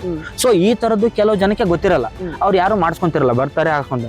ನೀವು ಕೇಳಿ ಈ ತರ ಏನಾದ್ರು ಆಪ್ಷನ್ ಇದೆಯಾ ಅಂತ ಇರುತ್ತೆ. ನಿಮ್ಮ ಒಂದು ಲಾಗಿನ್ ಮಾಡ್ಕೊಳ್ಳಿ, ಲಾಗಿನ್ ಮಾಡಿಕೊಂಡು ಆ ಅಪ್ಲಿಕೇಶನಿಂದನೇ ಪೇ ಮಾಡ್ತಾ ಹೋದರೆ ನಿಮಗೂ ಕೂಡ ರಿಟರ್ನ್ ಬರ್ತಾ ಹೋಗುತ್ತೆ. ಸೊ ಯಾವುದೇ ಪೆಟ್ರೋಲ್ ಪಂಪ್ ಮಾಡಬೇಕು ಅಂತಂದಾಗ ಇವಾಗ ಇಂಡಿಯನ್ ಆಯಿಲು ಮತ್ತು HP ಕೂಡ ರಿಕ್ವೆಸ್ಟ್ ಮಾಡಿಕೊಂಡ್ರೆ ಕೆಲವೊಂದು ರೀಸನ್ಗಳಲ್ಲಿ ನೀವೇ ಕೆಫೆ ಥರ ಮಾಡ್ಬೋದು ಅಥವಾ ಸ್ಟೇಷನರಿ ಥರ ನೀವು ಇಟ್ಕೋಬೋದು. ಏನಕ್ಕೆ ಅಂದರೆ ಕಸ್ಟಮರ್ನ ಗ್ರ್ಯಾಬ್ ಮಾಡೋಕ್ಕೆ ಏನು ಬೇಕಾದರೂ ಮಾಡಿ ಅನ್ನೋ ಕಾನ್ಸೆಪ್ಟಿಗೆ ಇವಾಗ ರೀಚ್ ಆಗಿದ್ವಿ. ಮುಂಚೆ ಇರ್ತಕ್ಕಂಥದ್ದು ಬೇರೆನೆ, ಈಗ ಇರ್ತಕ್ಕಂಥದ್ದು ಬೇರೆನೆ. ಅವಾಗ ಏನೂ ಕೊಡ್ತಾ ಇರಲಿಲ್ಲ ಅಂದರೆ ನೀವೇನೋ ಒಂದು ಕಿರಾಣಿ ಅಂಗಡಿ ಅಂತ ಕೊಡ್ತೀರಾ, ಅದರಲ್ಲಿ ಯಾವನೋ ಟೀ ಮಾಡಿದರೆ ಕೂತ್ಕೊಂಡ್ಬಿಟ್ಟು ಫ್ಯೂಲ್ ಇರುತ್ತೆ. ಸೊ ಆ ಥರ ಎಲ್ಲ ಯಾರಿಗೂ ಆ ರಿಸ್ಕ್ ಏನೂ ಆಗಬಾರ್ದು ಅಂತ ಕೆಲವೊಂದು ಮಾಡಿರ್ತಾರೆ. ಇವಾಗ ಜಿಯೋದಲ್ಲಿ ಮಾಡಿದ್ದಾರೆ ಕೆಫೆ ಇದೆ ಅಂತಂದ್ರೆ ಯಾವುದೇ ರೀತಿಯ ಫ್ಯೂಲ್ ಹೊರಗಡೆ ಬರ್ದಂಗೆ ಎಲೆಕ್ಟ್ರಿಕಲ್ಲು ಆ ಥರದ್ದೆಲ್ಲನೂ ಸೇಫ್ಟಿ ಅಲ್ಲೇ ತೊಗೊಂಡು ಅವ್ರು ಮಾಡಿರ್ತಾರೆ. ಸೊ ಆ ಥರ ಸೆಟಪ್ಗಳಾಗಿರ್ಬೋದು. ನೀವು ಯೋಚನೆ ಮಾಡಿ ಯಾವ ಪ್ಲೇಸಲ್ಲಿ ಇರ್ಬೋದು. ಇವಾಗ ನೋಡಿ ಕೆಲವೊಂದು ಟೈಮಲ್ಲಿ ಲಾಸ್ಟು ಸ್ವಲ್ಪ ವರ್ಷಗಳ ಹಿಂದೆ ರಿಲಯನ್ಸು ತೊಗೊಂಡಿರೋರ್ದೆಲ್ಲ ಕ್ಲೋಸ್ ಆಗ್ತಾ ಬಂತು. ಯಾಕೆ? ಅದು ಪ್ರೈವೇಟ್ ಇದೆ ಅಂತ ಕ್ಲೋಸ್ ಆಗ್ತಾ ಬಂತು. ಬಟ್ ಗೌರ್ಮೆಂಟ್ ಇರ್ತಕ್ಕಂಥವ್ರದ್ದು ಏನಾಗ್ತದೆ, ಸಸ್ಟೇನ್ ಆದರು. ಏನೇ ಪ್ರಾಬ್ಲಮ್ ಬಂದರೂ ಗೌರ್ಮೆಂಟು ತನ್ನ ಮೇಲೆ ಬರ್ಡನ್ ಹಾಕ್ಕೊಂಡು ಇವರಿಗೆ ಸಪ್ಲೈ ಮಾಡಿತ್ತು. ಸೊ ಲಾಸಲ್ಲಿತ್ತು. ಕೋವಿಡ್ ಮುಗಿಯಬೇಕಾದ್ರೆ ಇಂಡಿಯನ್ ಆಯಿಲು, HPCL, BPCL ಕಂಪ್ನಿಗಳೇ ಲಾಸಲ್ಲಿತ್ತು. ಬಟ್ ಸ್ಟಿಲ್ ಡೀಲರ್ಸ್ಗೆ ಯಾವುದೇ ರೀತಿಯ ತೊಂದರೆ ಮಾಡಿಕೊಡಲಿಲ್ಲ. ಅದಾದಮೇಲೆ ರೇಟ್ ಎಲ್ಲ ಜಾಸ್ತಿ ಆದಮೇಲೆ ಕೆಲವೊಂದು ಸ್ವಲ್ಪ ದಿನಗಳ ಮಟ್ಟಿಗೆ ಅವರು ರೇಟ್ ಕಡಿಮೆ ಮಾಡದೆ ನಡೆಸಿರೋದೇ ಅವರ ಒಂದು ಲಾಸಸ್ನ ಬೇರ್ ಮಾಡೋಕ್ಕೆ. ಅದೆಲ್ಲ ಆದಮೇಲೆ ಮತ್ತೆ ರೇಟ್ನ ಕಮ್ಮಿ ಮಾಡಿದರು. ಸೊ ಆ ಥರ ಇರುತ್ತೆ. ಪ್ರೈವೇಟ್ ಹೋದ್ರೂ ಪ್ಲಸ್ ಆರ್ ಮೈನಸ್ ಇರುತ್ತೆ, ಗೌರ್ಮೆಂಟಲ್ಲೂ ಪ್ಲಸ್ ಆರ್ ಮೈನಸ್ ಅಂತ ಇರುತ್ತೆ. ನಿಮ್ಮ ಕೆಪಬಿಲಿಟಿಯಲ್ಲಿ, ನಿಮ್ಮ ರೀಸನಲ್ಲಿ ಏನಿದೆ, ಯಾವ ಥರ ಮಾಡಬೇಕು ಆ ಥರದ್ದು ಎಲ್ಲವನ್ನು ನೋಡಿಕೊಂಡು ನಾವು ಮಾಡಬೇಕು. ಇವಾಗ ಕೆಲವೊಂದು ಏನು ಬರುತ್ತೆ, ಕೆಲವೊಂದು ಸಾಫ್ಟ್ವೇರ್ಸ್ಗಳು ಬಂದಿದೆ, ಪೆಟ್ರೋಲ್ ಬಂಕಿಗೆ ಅಂತಲೇ ಬಂದಿರುತ್ತೆ. ಅದರಿಂದ ನೀವು ಅಕೌಂಟ್ ಕೂಡ ನೀವು ಚೆನ್ನಾಗಿ ಹ್ಯಾಂಡಲ್ ಮಾಡ್ಬೋದು. ಇದರಲ್ಲಿ ಏನಿರುತ್ತೆ, ಪ್ರತಿ ವರ್ಷ ಡಾಕ್ಯುಮೆಂಟೇಶನ್ ಇರುತ್ತೆ, GST ಫೈಲ್ ಮಾಡೋಕ್ಕಿರುತ್ತೆ. ಅದ್ರ ಬಗ್ಗೆ ನೀವು ತಿಳ್ಕೊಳ್ಳಿ ಏನೇನು ಮಾಡಬೇಕು, ಹೇಗೆ ಅಂತ. ಇವಾಗ ಆಯಿಲ್ ಇರುತ್ತೆ, ಅದ್ರದ್ದು GST ಬಿಲ್ ಹಾಕಿಕೊಟ್ರೆ ಅದು ಏನೇನಾಗುತ್ತೆ ಅದನ್ನು ತಿಳ್ಕೊಬೇಕು. ಈಗ ಪೆಟ್ರೋಲ್ ಮತ್ತು ಡೀಸೆಲ್ಗೆ ನಾವು ಯಾವುದು GST ಬಿಲ್ ಹಾಕಿಕೊಡಲ್ಲ, ನಮ್ದು ಈಗಲೂ ಅದು ವ್ಯಾಟಲ್ಲೇ ಇರುತ್ತೆ. ಆ ವ್ಯಾಟಿಂದನೇ ನಾವು ತೆಗಿತೀವಿ, ಕಸ್ಟಮರ್ಗೆ ಡೈರೆಕ್ಟಾಗಿ ಸಪ್ಲೈ ಮಾಡ್ತೀವಿ. ಬಟ್ ಆಯಿಲ್ದು ಹಾಗಿರಲ್ಲ. ಸೊ ಅದನ್ನೆಲ್ಲವನ್ನು ನೀವು ಬರೋದಕ್ಕಿಂತ ಮುಂಚೆ, ಈ ಬಿಸ್ನೆಸ್ಗೆ ಸ್ಟಾರ್ಟ್ ಮಾಡೋದಕ್ಕಿಂತ ಮುಂಚೆ ಇದನ್ನೆಲ್ಲ ತಿಳ್ಕೊಳ್ಳಿ. ಒಂದು ಯಾವುದೇ ಬಿಸ್ನೆಸ್ ಆಗಲಿ, ಇದೇ ಬಿಸ್ನೆಸ್ ಅಂತಲ್ಲ, ಇವಾಗ ನೀವು ಇನ್ಕಮ್ ಟ್ಯಾಕ್ಸ್ ರಿಟರ್ನ್ ಮಾಡಲೇಬೇಕು. IT ರಿಟರ್ನ್ ಮಾಡಬೇಕು ಅಂತಂದ್ರೆ ಏನೇನು ಬೇಕು ಅದನ್ನೆಲ್ಲ ನೀವು ತಿಳ್ಕೊಳ್ಳಿ. ಯಾವ ರೀತಿ ವರ್ಕ್ ಆಗುತ್ತೆ ತಿಳ್ಕೊಳ್ಳಿ. ಅಲ್ಲಿರ್ತಕ್ಕಂಥ ಬೇಸ್ ಪ್ರೈಸು ವರ್ಕರ್ಸಿಗೆ ಏನು ಕೊಡ್ತಾ ಇದ್ದೀವಿ ಅದನ್ನು ತಿಳ್ಕೊಳ್ಳಿ. ಗೌರ್ಮೆಂಟಿಂದನೇ ಇಷ್ಟು ಕೊಡಬೇಕು ಅಂತ ಇರುತ್ತೆ, ಅದು ಏನಿರುತ್ತೆ ಅದನ್ನು ತಿಳ್ಕೊಳ್ಳಿ. ಸೊ ಈ ಥರದ್ದು ಎಲ್ಲವೂ ಇರುತ್ತೆ. ನಾವು ಅಟೆಂಡೆನ್ಸ್ ಮೇಂಟೈನ್ ಮಾಡೋದಾಗಲಿ, ಹುಡುಗರಿಗೆ ಡ್ರೆಸ್ ಮತ್ತು ನೀಟ್ನೆಸ್ ಆಗಿ ಅದನ್ನು ಕೊಡೋದಾಗಲಿ, ಹೌಸ್ ಕೀಪಿಂಗ್ ಮಾಡಿಸೋದಾಗಲಿ, ಇದು ಲೇಬರ್ ಪ್ರಾಬ್ಲಮ್ ಬರ್ತಾ ಇರೋದು ಇಂಥ ಕೆಲಸಗಳಿಗೆ. ಸೊ ಅದೆಲ್ಲವನ್ನು ಎಷ್ಟು ಎಫೆಕ್ಟಿವ್ ಆಗಿ ನಾವು ಮಾಡ್ತೀವಿ ಅಂತಕ್ಕಂಥದ್ದು ನಮ್ಮ ಮೇಲೆ ಇರುತ್ತೆ. ಅದು ಎಲ್ಲವೂ ಮಾಡಿದಾಗಲೇ ನಮಗೆ ಪೀಸ್ ಆಫ್ ಮೈಂಡ್ ಇರುತ್ತೆ. Amount is nothing. ಈಗ ನಿಮ್ಮ ಕಸ್ಟಮರ್ ಬರ್ತಾ ಇದ್ದಾನೆ, ದುಡ್ಡು ಹಾಕ್ಸ್ಕೊತಾ ಇದ್ದಾನೆ, ಹೋಗ್ತಾ ಇದ್ದಾನೆ, ನಿಮ್ಗೆ ಆ ದುಡ್ಡು ಬರ್ತಾ ಇರುತ್ತೆ. ಬಟ್ ಪೀಸ್ ಆಫ್ ಮೈಂಡನ್ನು ಬೇಕು ಅಂತಂದರೆ ಎಲ್ಲ ಸೆಟಪ್ ಆಗಿರ್ಬೋದು, ಯಾವುದು ರೂಲ್ಸ್ ಆ್ಯಂಡ್ ರೆಗ್ಯುಲೇಷನ್ಸ್ ಇದೆ ಅದನ್ನು ನಾವು ಹೇಗೆ ಮೇಂಟೈನ್ ಮಾಡ್ತೀವಿ, ಕಸ್ಟಮರ್ಗೆ ಹೇಗೆ ನಾವು ಜೆನ್ಯೂನ್ ಆಗಿ ನಂಬಿಕೆ ಕೊಡ್ತೀವಿ. ಇವಾಗ ನೋಡಿ, ನೀವು ನೋಡಿರ್ತೀರ ಒಂದು 5-6 ಪೆಟ್ರೋಲ್ ಪಂಪ್ ಇರುತ್ತೆ. ಬಟ್ ಒಂದು ಪೆಟ್ರೋಲ್ ಪಂಪ್ಗೆ ಜಾಸ್ತಿ ಹೋಗ್ತಿರ್ತಾರೆ, ಇನ್ನೊಂದು ಪೆಟ್ರೋಲ್ ಪಂಪ್ ಚೆನ್ನಾಗೇ ಇರುತ್ತೆ, ಮೇಂಟೈನ್ ಮಾಡಿರ್ತಾನೆ, ಎಲ್ಲ ಕ್ಲೀನ್ ಆಗಿರುತ್ತೆ, ಹೋಗ್ತಿರಲ್ಲ. ಯಾಕಂದರೆ ಅಲ್ಲಿ ಏನಿರುತ್ತೆ, ಟ್ರಸ್ಟ್ ಇಶ್ಯೂ ಇರುತ್ತೆ. ಸೊ ಯಾವುದೇ ಫ್ಯೂಲ್ ಸ್ಟೇಷನಲ್ಲಾಗಲಿ ಟ್ರಸ್ಟ್ನ ನೀವು ಬಿಲ್ಡ್ ಮಾಡಬೇಕು. ಯಾರೇ ಬಂದು ಕೇಳಿದ್ರು ನಿಮ್ಮ ಹತ್ರ ಜೆನ್ಯೂನ್ ಆಗಿರ್ತಕ್ಕಂಥ ಪ್ರಾಡಕ್ಟು, ಜೆನ್ಯೂನ್ ಆಗಿರ್ತಕ್ಕಂಥ ಕ್ವಾಂಟಿಟಿ ಅವ್ರಿಗೆ ಕೊಟ್ಟರೆ ಆಲ್ವೇಸ್ ಬರ್ತಾರೆ. ಇವಾಗ CC camera must and should ಇದೆ, ಏನೇ ಆದ್ರೂ ನಾವು ಅದರಲ್ಲಿ ಚೆಕ್ ಮಾಡಬೇಕು ಅಂತ ಇದೆ. ಆಮೇಲೆ ಇನ್ನೊಂದು ಏನು ಬಂದಿದೆ ಅಂದರೆ ಆಟೋಮೇಷನ್ ಸೆಟಪ್ ಬಂದಿದೆ. ಆಟೋಮೇಷನ್ ಸೆಟಪಲ್ಲಿ ಹೇಗಿರುತ್ತೆ ಅಂತಂದರೆ, ಮಷೀನಲ್ಲಿ ಏನು ಟ್ಯಾಂಪರಿಂಗ್ ಮಾಡಿದಕ್ಕೂ ಆಗಲ್ಲ. ನೀರಿದ್ದರೆ, ಒಳಗಡೆ ಟ್ಯಾಂಕರಲ್ಲಿ ನೀರಿದ್ದರೆ ಆಟೋಮೆಟಿಕ್ ಮಷಿನ್ಸ್ಗಳು ಬಂದಾಗ್ತವೆ. ಸೊ ಈ ಥರದ್ದು ಕಂಪ್ನಿಯವರು ಯಾವುದೆಲ್ಲ ಮಾಡಬೇಕು, ಯಾವುದೆಲ್ಲ ಕಸ್ಟಮರಿಗೆ ಬೇಕಾಗಿದ್ದು. ಈಗ ನೋಡಿ, ಕಂಪ್ನಿ ಒಂದು ರೂಲ್ಸ್ ತರ್ತಾ ಇದೆ ಅಂತಂದರೆ that is not in the point of dealer, it is in the point of ಕನ್ಸ್ಯೂಮರ್ಗೆ ಏನು ಹೆಲ್ಪ್ ಆಗುತ್ತೆ ಅದರಿಂದನೇ ರೂಲ್ಸ್ ಮಾಡ್ತಾ ಹೋಗ್ತಾರೆ. ಡೀಲರ್ಸ್ಗೆ ಮಾರ್ಜಿನ್ ಕೊಡ್ತಾ ಇರ್ತಾರೆ, ಅವ್ನು ಬೇರೆ ಮಾಡಲೇಬೇಕು. ಬಟ್ ಎಲ್ಲರಿಗೂ ಎಂಡ್ ಆಫ್ ದ ಡೇ ನಾವೆಲ್ಲ ಏನು ಜನ ಇದ್ದೀವಿ, ಜನರಿಗೆ ಒಳ್ಳೇದಾಗಲಿ ಅಂತಲೇ ಈ ಟೆಕ್ನಾಲಜಿ ಎಲ್ಲ ಬರ್ತಾ ಇರುತ್ತೆ. ಇವಾಗ ಆಟೋಮೇಷನ್ಸ್ ಎಲ್ಲ ಬಂದಮೇಲೆ ಎಷ್ಟೋ ಪೆಟ್ರೋಲ್ ಬಂಕ್ಗಳಲ್ಲಿ ಈಗ ನೀರು ಬರ್ತಾ ಇರತಕ್ಕಂಥದ್ದು ಅವೆಲ್ಲ ಸಾಲ್ವ್ ಆಗ್ತಾ ಹೋಗುತ್ತೆ. ಇವಾಗ ಯಾರಿಗೆ ಆಗಲಿ ನಾವು ನೀರು ಹಾಕಬೇಕು ಅಂತ ಯಾರು ಹಾಕಲ್ಲ, ಮಳೆಗಾಲ ಬಂದಿರುತ್ತೆ. ಹೌದು. ಈಗ ಏನಾಗುತ್ತೆ, ಕೆಲವೊಂದು ಪೆಟ್ರೋಲ್ ಪಂಪಲ್ಲಿ ನಾನು ನೋಡಿರೋ ಪ್ರಕಾರ ಏನಾಗುತ್ತೆ, ನಾವು ಪೆಟ್ರೋಲ್ ಪಂಪ್ ಇನ್ಸ್ಟಾಲ್ ಮಾಡ್ತಾ ಇದ್ವಿ, ರೋಡು 4 ಫೀಟ್ ಕೆಳಗಡೆ ಇರುತ್ತೆ, ನಮ್ದು 4 ಫೀಟ್ ಮೇಲ್ಗಡೆ ಇಟ್ಕೊಂಡು ಮಾಡಿರ್ತೀವಿ. 2 ಸರ್ತಿ ರೋಡ್ ರಿನೋವೇಷನ್ ಆಗುತ್ತೆ, ನಮ್ಗಿಂತ ಮೇಲ್ ಬಂದ್ಬಿಡುತ್ತೆ. ಅವಾಗ ನೀರಿಗೆ ಹೋಗೋಕ್ಕೆ ಬೇರೆ ಪ್ಲೇಸೇ ಇರಲ್ಲ, ಸೀದಾ ಏನಾಗುತ್ತೆ ಪೆಟ್ರೋಲ್ ಪಂಪ್ ಒಳಗಡೆನೆ ಬರುತ್ತೆ. ಆ ಟೈಮಲ್ಲಿ ಎಲ್ಲೋ ಒಂದು ಕಡೆ ಮಿಸ್ಟೇಕ್ ಆದರೆ ಕೆಲವೊಂದು ಹೋಗುತ್ತೆ. ಇವಾಗ ಆಟೋಮೇಷನ್ಸ್ ಇದೆ, ಎಲ್ಲ ಇದೆ, ಗೊತ್ತಾಗುತ್ತೆ.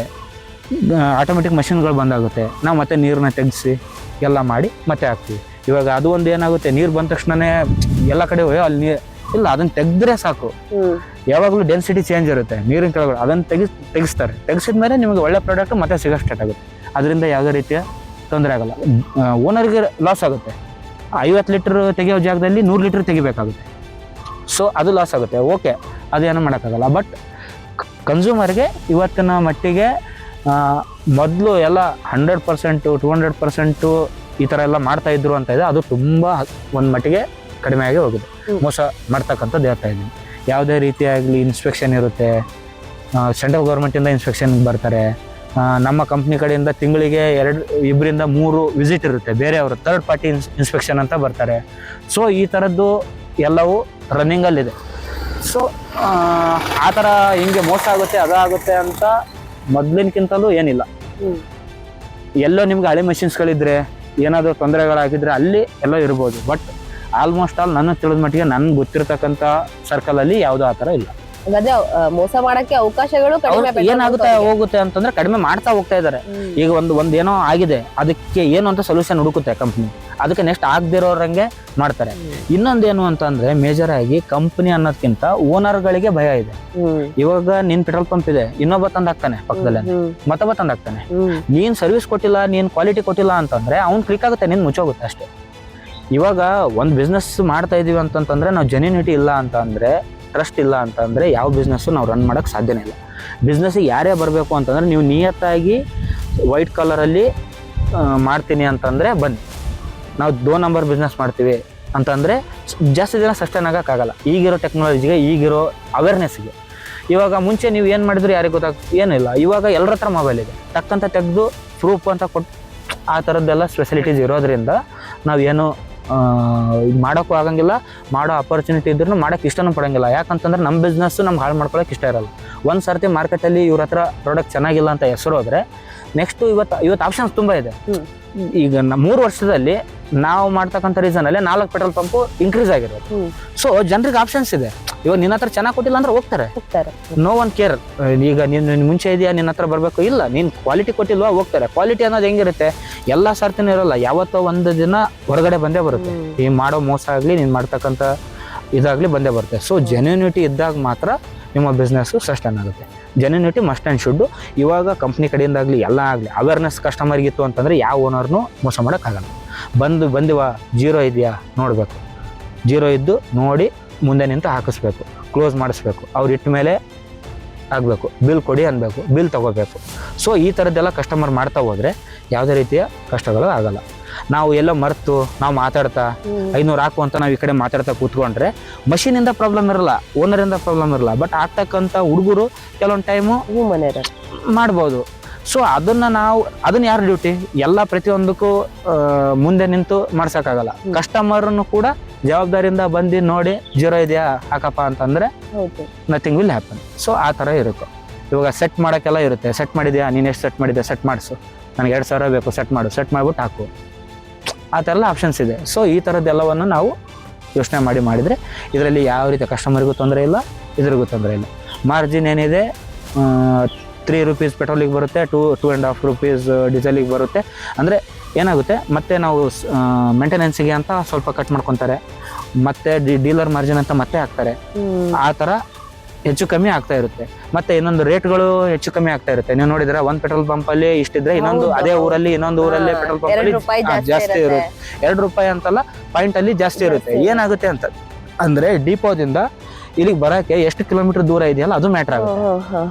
ಟ್ರಾನ್ಸ್ಪೋರ್ಟ್ ಚಾರ್ಜ್ನು ಆಗಿ ಕೆಲವೊಂದು ಪೈಸೆ 10 ಪೈಸೆನೋ 20 ಪೈಸೆನೋ ಸೇಮ್ ಬ್ರ್ಯಾಂಡ್ ಇದ್ರೂ ಆ ಕಡೆ ಈ ಕಡೆ ವ್ಯತ್ಯಾಸಗಳು ಆಗ್ತಾ ಇರುತ್ತೆ. ಸೊ ಈ ಥರದ್ದು ಒಂದು ಸೆಟಪ್ ಇರುತ್ತೆ. ಕೆಲವೊಂದು ಟ್ಯಾಂಕರ್ ಬಂದಾಗೂ ನಾವು ಎಚ್ಚರಿಸ್ಕೋಬೇಕು, ಡಿಪ್ ಕರೆಕ್ಟ್ ಆಗಿದೆಯಾ, ಪ್ರಾಡಕ್ಟ್ ಕರೆಕ್ಟಾಗಿ ಬಂದಿದೆಯಾ ಅಂತ ನೋಡಿ ಹಾಕ್ಕೊಂಡು ಪ್ರತಿದಿನ ಟ್ಯಾಂಕಲ್ಲಿ ನೋಡಬೇಕು. ಬೆಳಗ್ಗೆ ಎದ್ದ ತಕ್ಷಣ ಮತ್ತೆ ನೋಡಬೇಕು. ಅದರಲ್ಲಿ ಏನಾದರೂ ಬೇರೆ ಬಂದಿದ್ರೆ ನಮ್ಗೆ ಲಾಸ್ ಆಗ್ತಾ ಇದೆ, ಎಲ್ಲೋ ಲೀಕೇಜ್ ಇದೆ ಅಂತ ಅರ್ಥ. ಅದನ್ನು ನಾವು ಕಂಪ್ನಿ ಕಡೆಯಿಂದ ಕಂಪ್ಲೇಂಟ್ ಹಾಕಿ ರಿಸಾಲ್ವ್ ಮಾಡ್ಕೋಬೇಕು. ಒಬ್ಬ ಮನುಷ್ಯ ನಾವೆಲ್ಲೋ ಓನರ್ ಇದ್ದೀನಿ, ನಾನು ಮಾಡಿಬಿಟ್ಬಿಡ್ತೀನಿ, ನಾನು ಮ್ಯಾನೇಜರ್ ಮೇಲೆ ಮಾಡಿಬಿಡ್ತೀನಿ ಅಂತಂದರೆ ಇದು ಸಸ್ಟೈನ್ ಆಗಲ್ಲ. ಸೊ ಟ್ಯಾಂಕರ್ ಬಂದಾಗ ನಾವು ಮುಂದೆ ಇರಲೇಬೇಕು. 50 ಲೀಟ್ರು ಸೈಡಲ್ಲಿ ಇಟ್ಬಿಟ್ಟು ಟ್ಯಾಂಕ್ ಅನ್ಲೋಡ್ ಮಾಡಿದ್ರು ನಿಮ್ಗೆ ಗೊತ್ತಾಗಲ್ಲ. ಸೊ ಯಾವ್ಯಾವ ಟೈಮಲ್ಲಿ ನೀವು ಇರಬೇಕು ಅಂತ ಗೊತ್ತಿರಬೇಕು. ಯಾವ್ಯಾವ ಟೈಮಲ್ಲಿ ನೀವು ಇಲ್ಲ ಅಂದ್ರೂ ಮೇಂಟೈನ್ ಮಾಡೋಕ್ಕಾಗುತ್ತೆ ಅಂತ ಗೊತ್ತಿರಬೇಕು. ಇಲ್ಲದಿರೋ ಟೈಮಲ್ಲಿ CC ಕ್ಯಾಮ್ರಾದಿಂದ ಮೇಂಟೈನ್ ಮಾಡಬೇಕು. ಇರೋ ಟೈಮಲ್ಲಿ ಕೂತ್ಕೊಂಡು ಮೇಂಟೈನ್ ಮಾಡಬೇಕು. ಈ ಥರ ಪ್ರತಿಯೊಂದು ಡಾಕ್ಯುಮೆಂಟೇಷನ್ ಮಾಡಿಕೊಂಡು ನಾವು DSR ಅಂತ ಬರಿತೀವಿ. DSR ಅಂದರೆ ಡೈಲಿ ಸೇಲ್ ರಿಪೋರ್ಟ್ ಅಂತ, ಅದನ್ನು ನೀಟಾಗಿ ಬರಿಬೇಕು. ಅದನ್ನು ಬಂದು ಚೆಕ್ ಮಾಡ್ತಿರ್ತಾರೆ. ಡೆನ್ಸಿಟಿ ಎಲ್ಲ ನೀಟಾಗಿ ಚೆಕ್ ಮಾಡಿ ಬರಿಬೇಕು ಡೈಲಿ, ಅದನ್ನೆಲ್ಲ ಚೆಕ್ ಮಾಡ್ತಿರ್ತಾರೆ. ಸೊ ಅದನ್ನೆಲ್ಲ ನಾವು ಮೇಂಟೈನ್ ಮಾಡಿದರೆ ನಮಗೂ ಗೊತ್ತಾಗುತ್ತೆ ನಮ್ಗೆ ಎಲ್ಲಾದರೂ ಲಾಸ್ ಆಗ್ತಾ ಇದೆಯಾ ಅಂತ ಗೊತ್ತಾಗುತ್ತೆ. ಇವಾಗ ಒಂದು ಮಂತಲ್ಲಿ ಚಾರ್ಟ್ ನೋಡಿದರೆ ಇಷ್ಟು ಇನ್ವೆಸ್ಟ್ ನಾನು ತಂದಿದ್ದೀನಿ, ಬಟ್ ಮೀಟರ್ ರೀಡಿಂಗ್ ಇಷ್ಟೇ ಓಡಿದೆ, ಇಷ್ಟು ಯಾಕೆ ಲಾಸ್ ಆಯಿತು, ಏನಾಗ್ತಾ ಇದೆ. ಸೊ ಈ ಥರದ್ದು ಎಲ್ಲವನ್ನು ನಾವು ಅದರಲ್ಲಿ ಮಾಡ್ತಾ ಹೋದಾಗ ನಿಮಗೆ ಗೊತ್ತಾಗುತ್ತೆ. ಎಲ್ಲ ಅದರಲ್ಲಿ ಸುಮಾರು ಕೆಲಸಗಳು ಇರುತ್ತೆ. ಟ್ಯಾಂಕರ್ ಬಂದಾಗ ಡಿಪ್ ನೋಡೋದಾಗಲಿ, ಅದರದ್ದು ಡೆನ್ಸಿಟಿ ನೋಡೋದಾಗಲಿ, ಅದು ಆದಮೇಲೆ ಅನ್ಲೋಡ್ ಆದಮೇಲೆ ರೊಟೇಷನ್ ಮಾಡಿಸಿ ಮತ್ತೆ ಫುಲ್ಲಾಗಿ ತೆಗೆಸ್ಕೊಳ್ಳೋದಾಗಲಿ. ಸೊ ಈ ಥರದ್ದೆಲ್ಲವೂ ಇರುತ್ತೆ. ಪ್ರತಿಯೊಂದು ನಾವು ಮುಂದೆ ನಿಂತು ಮಾಡಿ ಫಸ್ಟ್ ಅದ್ರ ಬಗ್ಗೆ ತಿಳ್ಕೊಂಡು ಅದಕ್ಕೆ ಏನೇನು ನೀವು ಇಲ್ಲ ಅಂತ ಅಂದ್ರೂ ಅದಕ್ಕೆ ಏನೇನು ಸೆಟಪ್ ಬೇಕು ಮಾಡಿಟ್ಟ ಮೇಲೆ ನೀವು ಅಲ್ಲಿಂದ ಮ್ಯಾನೇಜರ್ನೋ ಯಾರನ್ನೋ ಅಪಾಯಿಂಟ್ ಮಾಡಿ ಬೇಕಿದ್ರೆ ಹೋಗಿ. ನಿಮಗೆ ಗೊತ್ತಿಲ್ಲದೇ ಬೇರೆಯವ್ರ ಮೇಲೆ ಬಿಟ್ಟು ಹೋದರೆ ಲಾಸ್ ಆಗುತ್ತೆ. ಈ ಒಂದು ವಿಡಿಯೋದಲ್ಲಿ ಬಿಸ್ನೆಸ್ ಮಾಡೋರು ಮಾತ್ರ ಅಲ್ಲ, ಗ್ರಾಹಕರಿಗೂ ಉಪಯುಕ್ತವಾದ ಮಾಹಿತಿಗಳು ಸಿಕ್ಕಿದೆ ಅಂತ ಅನ್ಕೊಂಡಿದ್ದೀನಿ. ವಿಡಿಯೋ ಇಷ್ಟ ಆದರೆ ಲೈಕ್ ಮಾಡಿ ಮತ್ತು ನಮ್ಮ ಚಾನಲ್ನ ಸಬ್ಸ್ಕ್ರೈಬ್ ಮಾಡೋದನ್ನು ಮರಿಬೇಡಿ. ಇಷ್ಟು ವಿಷಯಗಳನ್ನು ಹೇಳ್ಕೊಟ್ಟಿರೋಂಥ ಸಚಿನ್ಗೆ ತುಂಬ ಧನ್ಯವಾದಗಳನ್ನು ತಿಳಿಸ್ತಾ ನಾನು ಈ ಒಂದು ಸೆಷನ್ನ ಎಂಡ್ ಮಾಡ್ತಾ ಇದ್ದೀನಿ. Thank you so much.